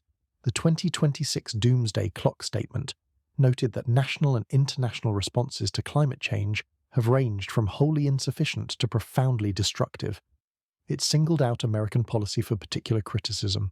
President Trump has essentially declared war on renewable energy and sensible climate policies, the statement said, relentlessly gutting national efforts to combat climate change. This is not about politics. It is about physics. Carbon dioxide traps heat. More carbon dioxide traps more heat. The planet warms. The consequences cascade. The physics does not care about elections. It does not negotiate. It does not respond to rhetoric or denial. It simply proceeds according to the laws of thermodynamics. The scientists who study climate change are not alarmists. They are observers. They measure temperatures. They analyze ice cores. They model atmospheric dynamics. They track the movements of glaciers and the migrations of species. They report what they find. And what they find is terrifying. But the report also contained hope. Amid the warnings, the scientists noted positive developments. Solar and wind energy are growing faster than anyone predicted. Electric vehicle adoption is accelerating. Renewable and nuclear energy together surpassed 40% of global electricity generation for the first time in 2024. Once replaced, the report noted, polluting technologies are unlikely to come back. Cleaner options are cheaper and better. The path to safety still exists. It is narrow, it is closing, but it exists. The scientists believe that if humanity acts with sufficient speed and determination, the worst outcomes can still be avoided. Temperatures can be stabilized. Tipping points can be approached but not crossed. The cascade can be prevented, but it requires action. Not in decades. Now. 85 seconds to midnight includes this assessment. It includes the ice sheets, and the forests, and the currents, and the reefs. It includes the recognition that Earth systems have limits, and that those limits are closer than we thought. In the next chapter, we will examine a threat that is different from all the others. Not nuclear weapons or AI or climate change. Something stranger, something that exists for now, only as a possibility. But a possibility that 38 scientists, including 2 Nobel laureates, have called an existential threat to all life on Earth. The mirror that could end everything. Chapter 7. The mirror that could end everything. In 1860, a French chemist named Louis Pasteur made a discovery that would reshape our understanding of life. He found that certain molecules come in 2 forms, identical in composition but mirror images of each other, like your left hand and your right hand, the same structure but reversed. Pasteur called this property chirality from the Greek word for hand, and he wondered something profound. What if life itself could be built from mirror image molecules? What would such life look like? How would it interact with the world we know? For more than a century and a half, this remained a thought experiment, a curiosity for chemists to ponder. Mirror life was theoretically possible but practically unachievable. The technology to create it did not exist. That is no longer true. In December 2024, 38 scientists published a warning in the journal Science. The authors included Nobel laureates, leaders in synthetic biology, experts in immunology, ecology, and biosecurity. Their message was stark. Mirror life, if created, could pose an unprecedented and irreversible threat to all life on Earth. To understand why, you need to understand how life works at the molecular level. All known life uses the same building blocks: amino acids that are left-handed, sugars that are right-handed. This consistency is not arbitrary. It is fundamental to how biological systems function. Enzymes recognize their targets by shape. Antibodies bind to pathogens based on molecular structure. Predators digest prey because they share the same basic chemistry. The entire machinery of life depends on this shared handedness. Mirror life would be different. It would use right-handed amino acids and left-handed sugars, the mirror image of everything we know. And that is the problem. If mirror bacteria were created, they would be invisible to our immune systems. Antibodies are designed to recognize molecules with specific orientations. Mirror molecules would not fit the templates our defenses use. Infections caused by mirror organisms would trigger no immune response, no inflammation, no fever, no fighting back. They would be resistant to antibiotics. Most antibiotics work by interfering with bacterial processes that depend on normal molecular handedness. Against mirror bacteria, they would be useless. They would be indigestible to predators. The microorganisms that keep bacterial populations in check could not consume mirror bacteria. The normal ecological controls would not apply, and they could spread. Once released, mirror bacteria could replicate, evolve, adapt. In an environment where nothing could eat them, nothing could kill them, nothing could stop them, they would have the entire biosphere as their territory. The scientists who published the warning described what could happen. Sufficiently robust mirror bacteria could spread through the environment unchecked by natural biological controls. The effects would extend to an unprecedentedly wide range of multicellular organisms, including humans. Think about what that means. Infections that cannot be treated. Ecological collapse as mirror organisms outcompete or displace natural life. Food chains disrupted. Ecosystems unraveled. A cascade of extinction that could threaten all complex life on Earth. This is not hyperbole. It is the considered judgment of experts who have spent their careers studying how life works. They are not prone to sensationalism. They understand probability and uncertainty. And they concluded that mirror organisms, even those with engineered biocontainment measures, should not be created. The concern is not that mirror life exists today. It does not. Creating a mirror bacterium would be extraordinarily difficult. It would require synthesizing from scratch all the molecular machinery of a cell, but in reverse. The proteins, the enzymes, the genetic material, the membrane, everything. No laboratory has achieved this. No laboratory is close to achieving it.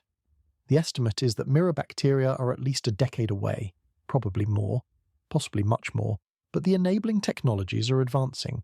Scientists can already synthesize mirror versions of individual molecules, mirror proteins, mirror DNA, mirror enzymes. In 2016, researchers created a mirror version of DNA polymerase, the enzyme that copies genetic material. In 2022, they created a mirror RNA polymerase. These are pieces of the puzzle, not the whole picture. But each piece brings the goal closer. Kate Adamala is a synthetic biologist at the University of Minnesota. She was one of the scientists who signed the warning. For years, she had worked on building synthetic cells from scratch. She had received a $4 million grant to investigate whether it was possible to create mirror cells. Then doubt crept in. It was never one light bulb moment, she said. It was kind of a slow boiling over a few months. She began talking to colleagues in other fields, immunologists, ecologists, biosecurity experts, people who understood what it would mean if mirror organisms escaped containment. Their reactions alarmed her. People that are experts in biosafety, immunology, and ecology, they did not think that something like a mirror cell was actually likely. They thought it science fiction, but when they realized it might actually be possible, they were deeply concerned. Adamala abandoned her research on mirror cells. She joined the effort to warn the scientific community and the public. She concluded that the pursuit of mirror life is not worth the risk. Not everyone agrees. Some researchers argue that mirror bacteria would be at a competitive disadvantage. They would struggle to find food in a world optimized for normal molecular handedness. They might not survive long outside the laboratory. Andrew Ellington, a molecular biologist at the University of Texas at Austin, is skeptical of the alarm. I would argue a mirror image bacteria would be at a gross competitive disadvantage and is not going to survive well, he said. He worries that raising concerns prematurely could stifle beneficial research. The debate continues, but the scientists who issued the warning have the weight of precaution on their side. They argue that the uncertainty itself is reason for restraint. We do not know exactly what would happen if mirror bacteria escaped. We cannot run the experiment in a controlled environment. The consequences could be irreversible. In the face of such uncertainty, they say, the prudent course is not to proceed. The Bulletin of the Atomic Scientists incorporated this warning into its 2026 assessment. Mirror life was one of 4 developments cited as increasing the risk of biological catastrophe. The others were AI tools that can help design biological threats, state-sponsored biological weapons programs, and the dismantling of public health infrastructure. 4 biological threats, each distinct, each dangerous.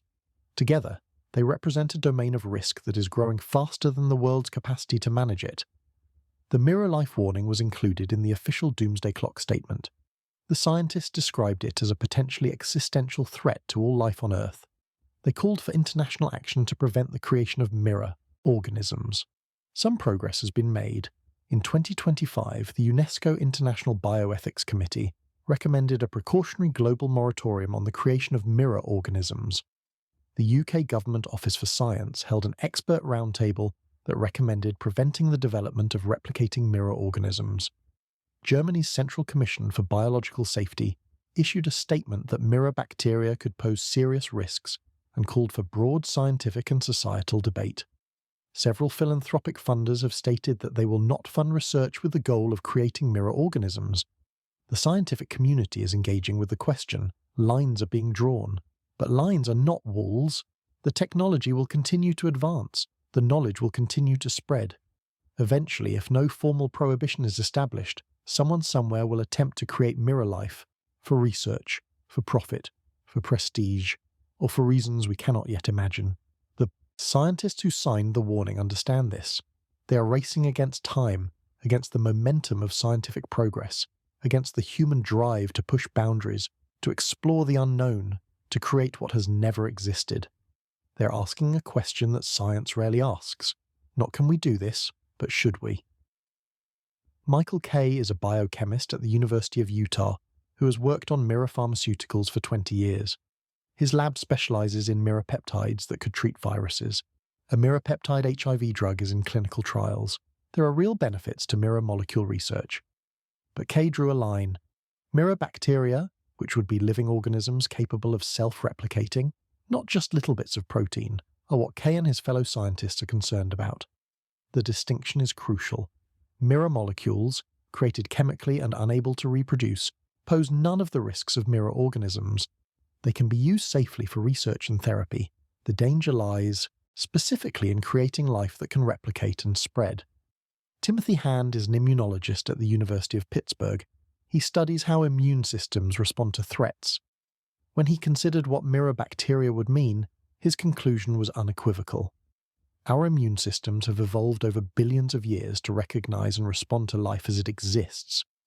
Mirror life would be invisible to those systems. It would be like fighting a war where you cannot see the enemy, where you do not even know you are being attacked until it is too late. This is the nightmare scenario, not a dramatic attack, not a visible catastrophe, a silent spreading, an invisible invasion, mirror organisms colonizing ecosystems while natural defenses stand helpless. By the time the damage became apparent, it might be irreversible. Jack Szostak is a Nobel laureate in chemistry. He was one of the 38 scientists who signed the warning. The consequences could be globally disastrous, he said. Globally disastrous. From a Nobel laureate, about a technology that does not yet exist but is moving closer with each passing year. This is what the scientists at the Bulletin mean when they talk about emerging threats. Not just the familiar dangers of nuclear weapons and climate change. New possibilities created by advancing technology. Possibilities that did not exist a generation ago. Possibilities that could reshape or end life on Earth. 85 Seconds to Midnight includes mirror life. It includes the recognition that human ingenuity is outpacing human wisdom, that we're developing capabilities without understanding their consequences, that the margin for error is shrinking. The mirror that could end everything does not yet exist, but the reflection is becoming clearer. In the next chapter, we turn to biological threats that are more immediate, weapons programs that exist today, AI tools that are making bioweapons more accessible, and the erosion of the international agreements that have kept these threats contained. When biology becomes a weapon. Chapter 8. When biology becomes a weapon. In 1975, the world took a step back from one of its most terrifying possibilities. The Biological Weapons Convention entered into force. nations agreed to prohibit the development, production, and stockpiling of biological weapons. They agreed to destroy existing arsenals. They committed, in the treaty's words, to never under any circumstances develop or acquire biological agents that have no justification for prophylactic, protective, or other peaceful purposes. It was a landmark achievement, the first international agreement to ban an entire category of weapons of mass destruction. By 2025, 187 nations had ratified the treaty. But the convention has a fatal flaw. It has no teeth. There is no verification mechanism, no inspection regime, no way to confirm that nations are keeping their promises. The treaty relies entirely on good faith, and good faith, in the domain of weapons, is a fragile foundation. In April 2024, the United States Department of State released a report on compliance with the convention. Its conclusions were alarming. North Korea maintains an active biological weapons program. Russia maintains an active biological weapons program. China has engaged in dual-use research that raises serious compliance concerns. Iran has conducted activities inconsistent with its treaty obligations. These are not allegations from activists or critics. They are the official assessments of the American government, assessments supported by intelligence from multiple agencies. Russia's biological weapons program has a long and dark history. During the Cold War, the Soviet Union operated the largest biological weapons program in human history. Tens of thousands of scientists worked at dozens of facilities. They weaponized anthrax, smallpox, plague, tularemia, and other pathogens. They developed delivery systems capable of spreading disease across continents. When the Soviet Union collapsed, Russia inherited this infrastructure. Moscow claimed to have dismantled the program. Western nations helped fund the conversion of facilities to civilian use. Scientists were offered employment in legitimate research. But doubts persisted. American and British intelligence continued to believe that Russia maintained covert biological weapons capabilities. The 2024 State Department report stated flatly that Russia has a current program. In April 2025, an updated report added a chilling detail. China has incorporated artificial intelligence into its biological weapons programs. Read that again. AI integrated into bioweapons development.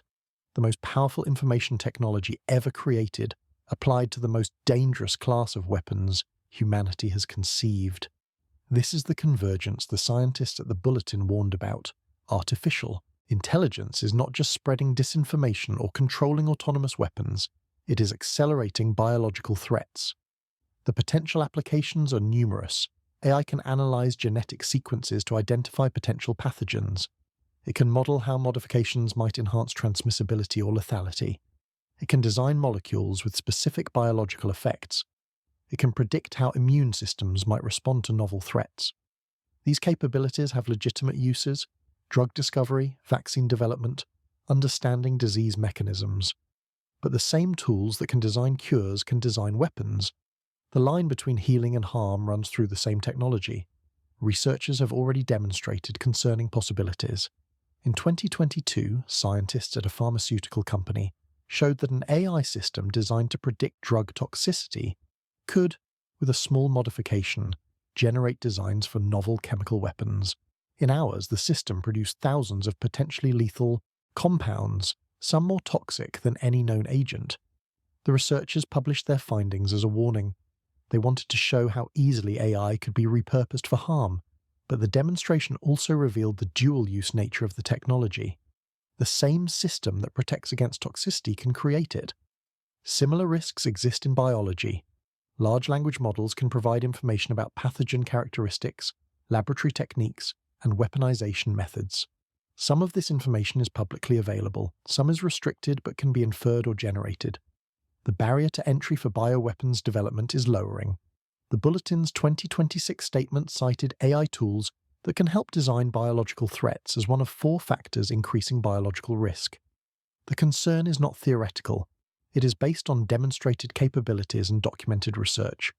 Then there is the question of state-sponsored programs. Beyond the usual suspects of Russia, North Korea, and China, there are concerns about other nations.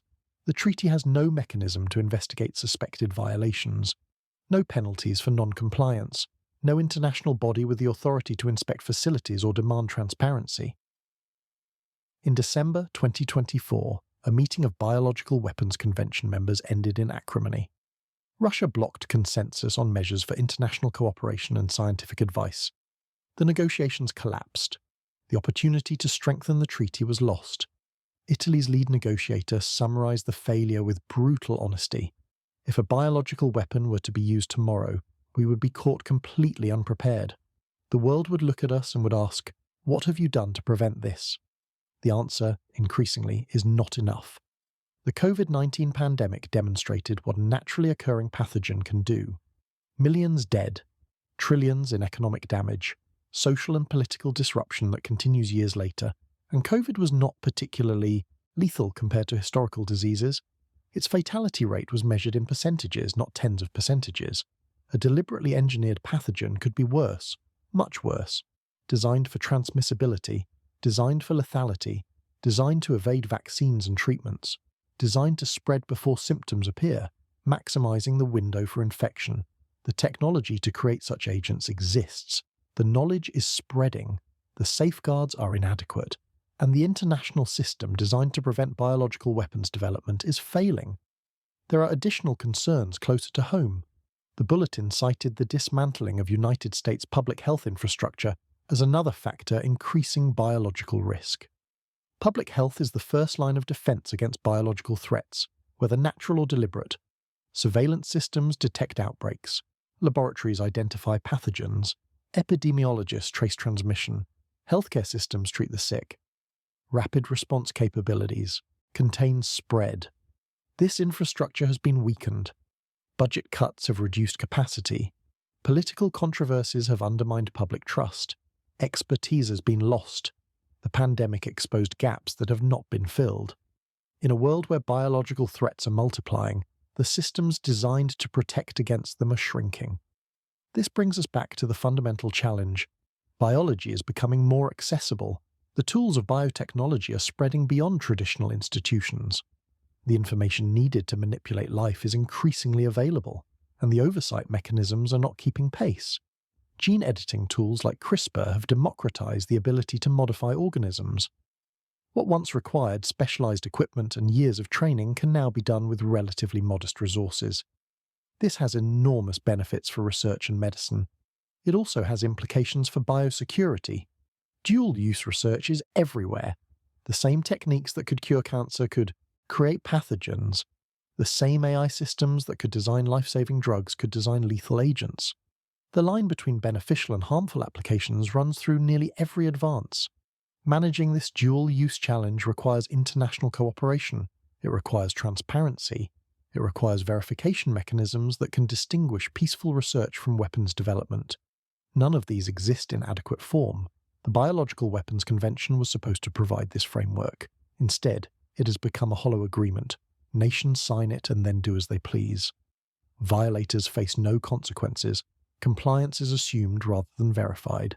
Scientists have proposed solutions, transparency measures that would require disclosure of relevant research, international inspections with access to facilities, attribution capabilities that could identify the source of a biological attack, accountability mechanisms that would impose costs on violators. All of these face obstacles. Nations resist intrusion on their sovereignty. Intelligence agencies guard their sources and methods. Verification technologies are imperfect. Political will is lacking. The result is a growing gap between the threat and the response, between the capabilities that exist and the safeguards that contain them, between what biology can do and what international law prohibits. The 2026 Doomsday Clock assessment reflects this gap. It reflects the AI enhancement of biological weapons programs, the persistence of state programs despite treaty obligations, the vulnerability of public health systems, and the emergence of entirely new threats like mirror life. 85 Seconds to Midnight includes biology. It includes the recognition that advances in life science can be turned to destruction as easily as creation, that the Biological Weapons Convention is failing, that the barriers to bioweapons development are falling, that the next pandemic could be designed rather than natural. This is not cause for despair. It is cause for action. The scientists who study these threats believe they can be managed. Verification mechanisms can be built. International cooperation can be strengthened. AI can be governed. Mirror life can be prohibited. but action requires will, and will requires leadership. In the next chapter, we will examine why that leadership has been absent, why the nations with the most power to address existential risks have chosen competition over cooperation, why the systems designed to protect humanity are failing at the moment they are most needed. The failure of leadership. Chapter 9. The failure of leadership. There is a phrase that appears repeatedly in the Doomsday Clock statement for 2026. Failure of leadership. It is not a scientific term. It is not a technical assessment. It is a moral judgment. And it is the thread that connects everything we have examined. Nuclear arsenals are growing because leaders choose competition over cooperation. Climate change accelerates because leaders prioritize short-term interests over long-term survival. AI develops without adequate safeguards because leaders fear falling behind competitors. Biological weapons programs persist because leaders calculate that the benefits outweigh the risks of being caught. Every existential threat we have discussed could be reduced by human choice. The physics of nuclear weapons does not demand arms races. The chemistry of carbon dioxide does not require continued emissions. The algorithms of artificial intelligence can be governed. The biology of pathogens can be contained. The obstacle is not capability, it is will. The obstacle is not technology, it is politics. Alexandra Bell, president of the Bulletin of the Atomic Scientists, made this explicit at the 2026 announcement.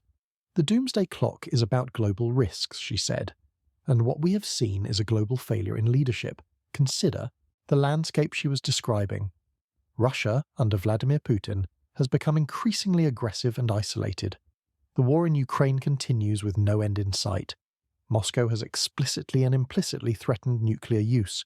It has suspended participation in arms control agreements. It has deployed new weapons designed to defeat Western defences. It has used its energy resources as tools of coercion. It has spread disinformation through every available channel. Putin's government shows no interest in the cooperative arrangements that reduced nuclear risk after the Cold War. It views the international order as a threat to be undermined, rather than a framework to be maintained.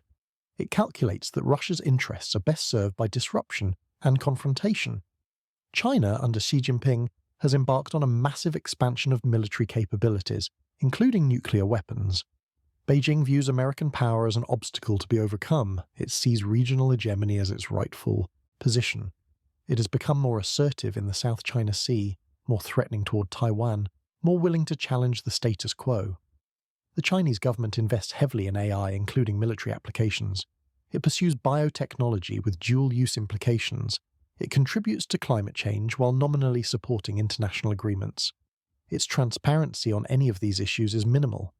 The United States, the nation that helped build the post-war international order, is increasingly ambivalent about maintaining it. Political polarization has paralyzed domestic governance and undermined international credibility. Administrations alternate between engagement and withdrawal. Policies shift with elections. Allies are uncertain about American commitments. The Bulletin statement was particularly critical of American policy on climate. President Trump has essentially declared war on renewable energy and sensible climate policies, it said, relentlessly gutting national efforts to combat climate change. But the criticism extends beyond any single administration. American leadership on existential risks has been inconsistent for decades. Treaties are negotiated and then abandoned. Commitments are made and then reversed. The capacity for sustained long-term engagement on global challenges has atrophied. Daniel Holtz, chair of the Science and Security Board, put it simply, no matter the government, a shift toward neo-imperialism and an Orwellian approach to governance will only serve to push the clock toward midnight. This is not partisan commentary. It is an observation about trends that cross borders and ideologies, the rise of nationalism, the erosion of multilateralism, the prioritization of relative gains over absolute security, the willingness to impose costs on others even at expense to oneself. These trends are visible everywhere, in the refusal of major emitters to meet their climate commitments, in the abandonment of arms control, frameworks, in the race to develop autonomous weapons without agreed rules, in the blocking of verification mechanisms for biological weapons, in the collapse of nuclear negotiations. International institutions that were designed to manage shared challenges are failing. The United Nations Security Council is paralyzed by great power vetoes. Climate conferences produce commitments that nations do not fulfill. Disarmament forums generate declarations without implementation. The architecture of cooperation built over decades is crumbling, and nothing is being built to replace it. Why? Why, at the moment when cooperation is most needed, are the world's most powerful nations retreating into competition? Part of the answer is structural. The international system has no enforcement mechanism for agreements among sovereign states. Nations can sign treaties and then ignore them. They can make promises and then break them. There is no global authority that can compel compliance. This has always been true. But in earlier eras, there were other forces that encouraged cooperation. Shared ideologies, common enemies, interlocking interests that made collaboration advantageous. The memory of catastrophic wars that concentrated minds on preventing the next one. Those forces have weakened. The Cold War is over, and with it the existential threat that united the West. The generation that lived through World War II has largely passed.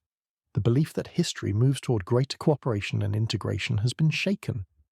In its place has risen a different worldview, one that sees international relations as zero-sum competition, one that measures success in relative terms, whether we are ahead of rivals, rather than absolute terms, whether we are safe, one that treats every agreement as a potential constraint to be evaded, rather than a foundation to build upon. This worldview is not irrational. In a competitive environment, there are advantages to defection.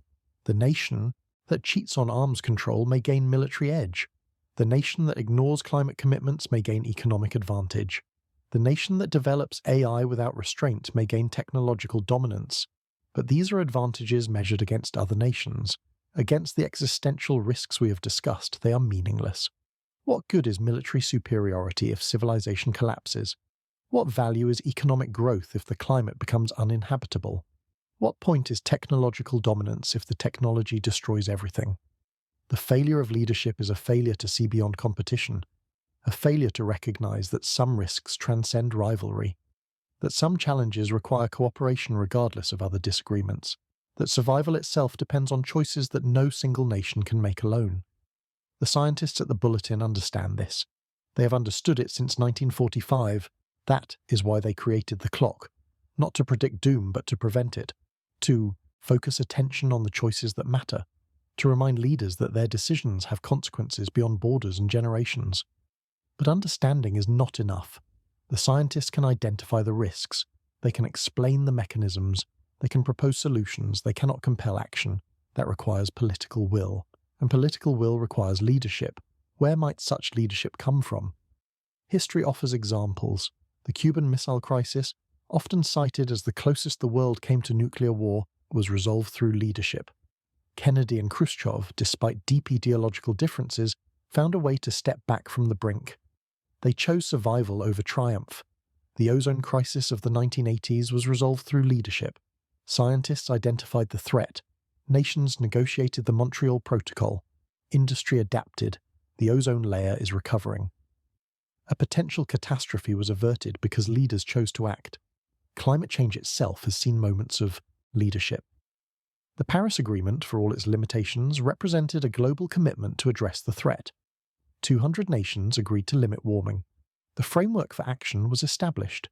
The failure is not in the agreement, but in the implementation. Leadership can emerge from unexpected places. Small nations can shame larger ones into action. Civil society can mobilize pressure. Scientists can provide the moral authority that comes from speaking truth to power. Young people can demand that their elders take seriously the world they will inherit. The Bulletin statement emphasized this possibility. The problems the world faces can feel overwhelming, but they are human-made and still solvable. Solvable. That is the key word. Not inevitable, not fated, solvable. Nuclear arsenals can be reduced, treaties can be negotiated, verification mechanisms can be established, the arms race can be halted, climate change can be addressed, emissions can be cut, clean energy can be deployed. Tipping points can be approached but not crossed. AI can be governed. International guidelines can be established. Human control can be maintained. The race to autonomous weapons can be slowed. Biological threats can be contained. The weapons convention can be strengthened. Verification can be implemented. Mirror life can be prohibited. All of these outcomes are possible. All of them have been achieved in analogous situations before. The question is not whether humanity can solve these problems. The question is whether it will choose to. The Doomsday Clock at 85 seconds to midnight is a measure of that choice. Not the choice of scientists or activists or ordinary citizens. The choice of leaders, the men and women who hold power, who command armies and economies, who sign treaties and break them, who could, if they wished, change the trajectory of history. So far, they have not wished. So far, they have chosen competition over cooperation, rivalry over survival, short-term advantage over long-term security. The clock measures the consequences of those choices. It measures the accumulated risk of decisions made and decisions deferred. It measures the narrowing margin between humanity and catastrophe. 85 seconds is not much time, but time, in the metaphor of the clock, is not the point. The point is the distance from midnight, the closeness of danger, the urgency of action. The scientists who set the clock believe that action is still possible. They believe that leadership can emerge. They believe that the trajectory can change. But they also believe that time is running out, that every year of delay makes the problems harder to solve, that the margin for error is shrinking, that eventually, if nothing changes, the clock will reach midnight, and midnight, in the metaphor of the clock, is the end. In the final chapter, we will step back and consider what all of this means, what ordinary people can do, what choices remain, and whether, at 85 seconds to midnight, there is still hope. Chapter 10. 85 seconds to choose. We have travelled a long distance together, from the ashes of Hiroshima to the laboratories where scientists contemplate mirror life, from the frozen silos of nuclear missiles to the warming waters that are killing coral reefs, from the algorithms that spread lies to the machines that choose who dies. 85 seconds to midnight. The closest the Doomsday Clock has ever been to catastrophe, a symbol that has warned humanity for nearly 80 years, now warning more urgently than ever. What does it mean? What can be done? Is there still hope? Let us begin with what the clock does not mean. It does not mean the world will end in 85 seconds. It does not mean catastrophe is inevitable. It does not mean we should despair and abandon effort. The clock is not a countdown. It is a measure of accumulated risk, a representation of how close we stand to the capacity for self-destruction. The scientists who set the clock believe, fundamentally, in human agency. They believe that the problems they identify are human-made and therefore human-solvable. They believe that the trajectory can change, that the clock can move backward, that midnight can be avoided. This is not naive optimism. It is based on history. The clock has moved backward before. It moved backward after the Cuban Missile Crisis, when Kennedy and Khrushchev stepped back from the brink. It moved backward after the end of the Cold War, when nuclear arsenals shrank and cooperation expanded. It moved backward when treaties were signed and honoured, when leaders chose dialogue over confrontation, when humanity demonstrated that it could learn from its mistakes. In 1991, the clock stood at 17 minutes to midnight, the furthest it has ever been from catastrophe. That was possible because people made choices, because leaders acted, because the accumulated wisdom of a generation that had lived through 2 world wars and a Cold War found expression in agreements that reduced the risk of a third. If 17 minutes was possible, then why not again? If the clock can move forward, it can also move back. The direction depends on choices. Choices made by leaders, yes, but also choices made by citizens who pressure those leaders, by scientists who provide the knowledge, by activists who sustain the attention, by ordinary people who refuse to accept that catastrophe is inevitable. The Bulletin of the Atomic Scientist does not issue its annual warning to generate despair. It issues the warning to generate action, to focus attention, to remind humanity that the threats are real but the responses are in our hands. What would it take to move the clock backward? On nuclear weapons, the path is known. Resume negotiations between the United States and Russia on arms control. Extend or replace the New START treaty. Establish verification mechanisms that rebuild trust. Engage China in dialogue about its expanding arsenal. Reduce the role of nuclear weapons in military doctrine. Extend warning times. Strengthen communication channels. Take weapons off hair trigger alert. None of this is technically difficult. All of it has been done before. The obstacle is not capability but will. The obstacle is the belief that competition is more important than survival. On climate change, the path is equally clear. Accelerate the transition to clean energy, phase out fossil fuels, invest in renewable power, electric transportation, efficient buildings, protect forests and restore ecosystems, adapt to the changes that are already locked in, prepare for the impacts that cannot be avoided. The technology exists, the economics increasingly favour clean energy. Solar and wind are now cheaper than coal and gas in most places. Electric vehicles are gaining market share. The transition is underway. It needs to be faster, much faster, but it is possible. On artificial intelligence, governance frameworks are emerging. The UN has engaged. Major nations have issued principles. The development of international guidelines for AI in military systems is proceeding slowly.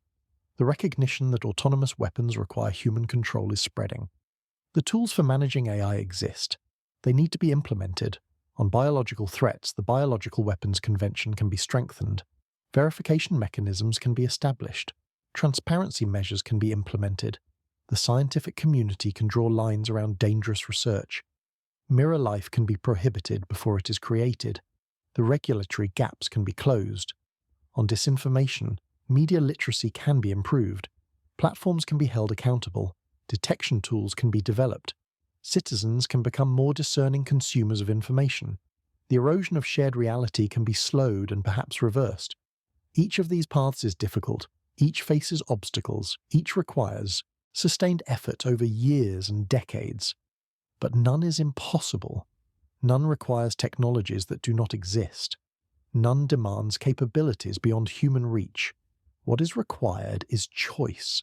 The choice to prioritize survival over advantage, to cooperate despite competition, to invest in the future despite the pressures of the present. What can ordinary people do? First, understand. The threats we have discussed are real. They are documented. They are the consensus of experts who have spent their careers studying these questions. Understanding them is the foundation for everything else. Second, engage. Democratic societies respond to citizen pressure. When enough people demand action, leaders act. When enough people vote for candidates who take existential risks seriously, those candidates win. When enough people support organizations that work on these issues, those organizations gain resources and influence. Third, refuse despair. Despair is comfortable. It absolves us of responsibility. If catastrophe is inevitable, why bother trying to prevent it? But catastrophe is not inevitable. It is the outcome of choices, and choices can change. Fourth, maintain perspective. The daily news cycle emphasizes immediate crises, political scandals, economic fluctuations, cultural controversies. These matter, but they do not matter as much as the existential risks that could end civilization. Keeping that perspective, even when it is unfashionable, is essential. Fifth, support the institutions that work on these problems. The Bulletin of the Atomic Scientists, climate research organizations, arms control advocacy groups, science education initiatives. These institutions need support, financial support, political support, moral support. The scientist who created the Doomsday Clock understood something fundamental. Knowledge is not enough. The facts do not speak for themselves. Someone must interpret them. Someone must communicate them. Someone must translate technical assessments into messages that reach ordinary people and political leaders. That is what the clock does. It takes complex, interconnected risks and reduces them to a single image. A clock approaching midnight. A symbol anyone can understand. A warning that cuts through the noise. For nearly 80 years, the clock has performed this function. It has attracted attention, generated debate, focused minds. It has not prevented all the dangers it warned about. But it has contributed to the awareness that makes prevention possible. The scientists continue this work because they believe it matters. Because they believe that human beings, informed of the risks, can choose differently. Because they believe that the future is not determined by the past. Because they believe in the possibility of wisdom. 85 seconds to midnight is a warning. It is also an invitation to engage with the most important questions humanity has ever faced. An invitation to participate in the choices that will determine whether civilization survives. The clock does not know what you will choose. It only measures the consequences of choices already made. The choices still to come will determine whether it moves forward or back, whether midnight approaches or recedes, whether the warning becomes a prophecy or remains what it was meant to be, a call to action. We began this journey with a question. What does it mean that the Doomsday Clock stands at 85 seconds to midnight? It means we are in danger. Real danger. Documented danger. The combined weight of nuclear weapons, climate change, artificial intelligence, biological threats, and failing institutions has never been greater. The margin for error has never been smaller. The need for action has never been more urgent. But it also means we are still here, still capable of choice, still possessed of the knowledge to identify the risks and the tools to address them, still human, with all the capacity for wisdom and folly that implies. The scientists who set the clock do not know whether humanity will choose wisely. They know only that the choice is ours, that the future is not written, that the clock can move in either direction. 85 seconds to midnight, 85 seconds to choose. What will you choose? If you found this investigation valuable, please like and subscribe. Your support makes these detailed explorations possible. And tell me in the comments, what do you think we should do? What gives you hope? What concerns you most? What should we investigate next? The threats we have discussed are real, but so is the possibility of response. The clock measures risk. It does not determine fate. That determination remains, as it always has, in human hands. Thank you for watching. I will see you in the next investigation.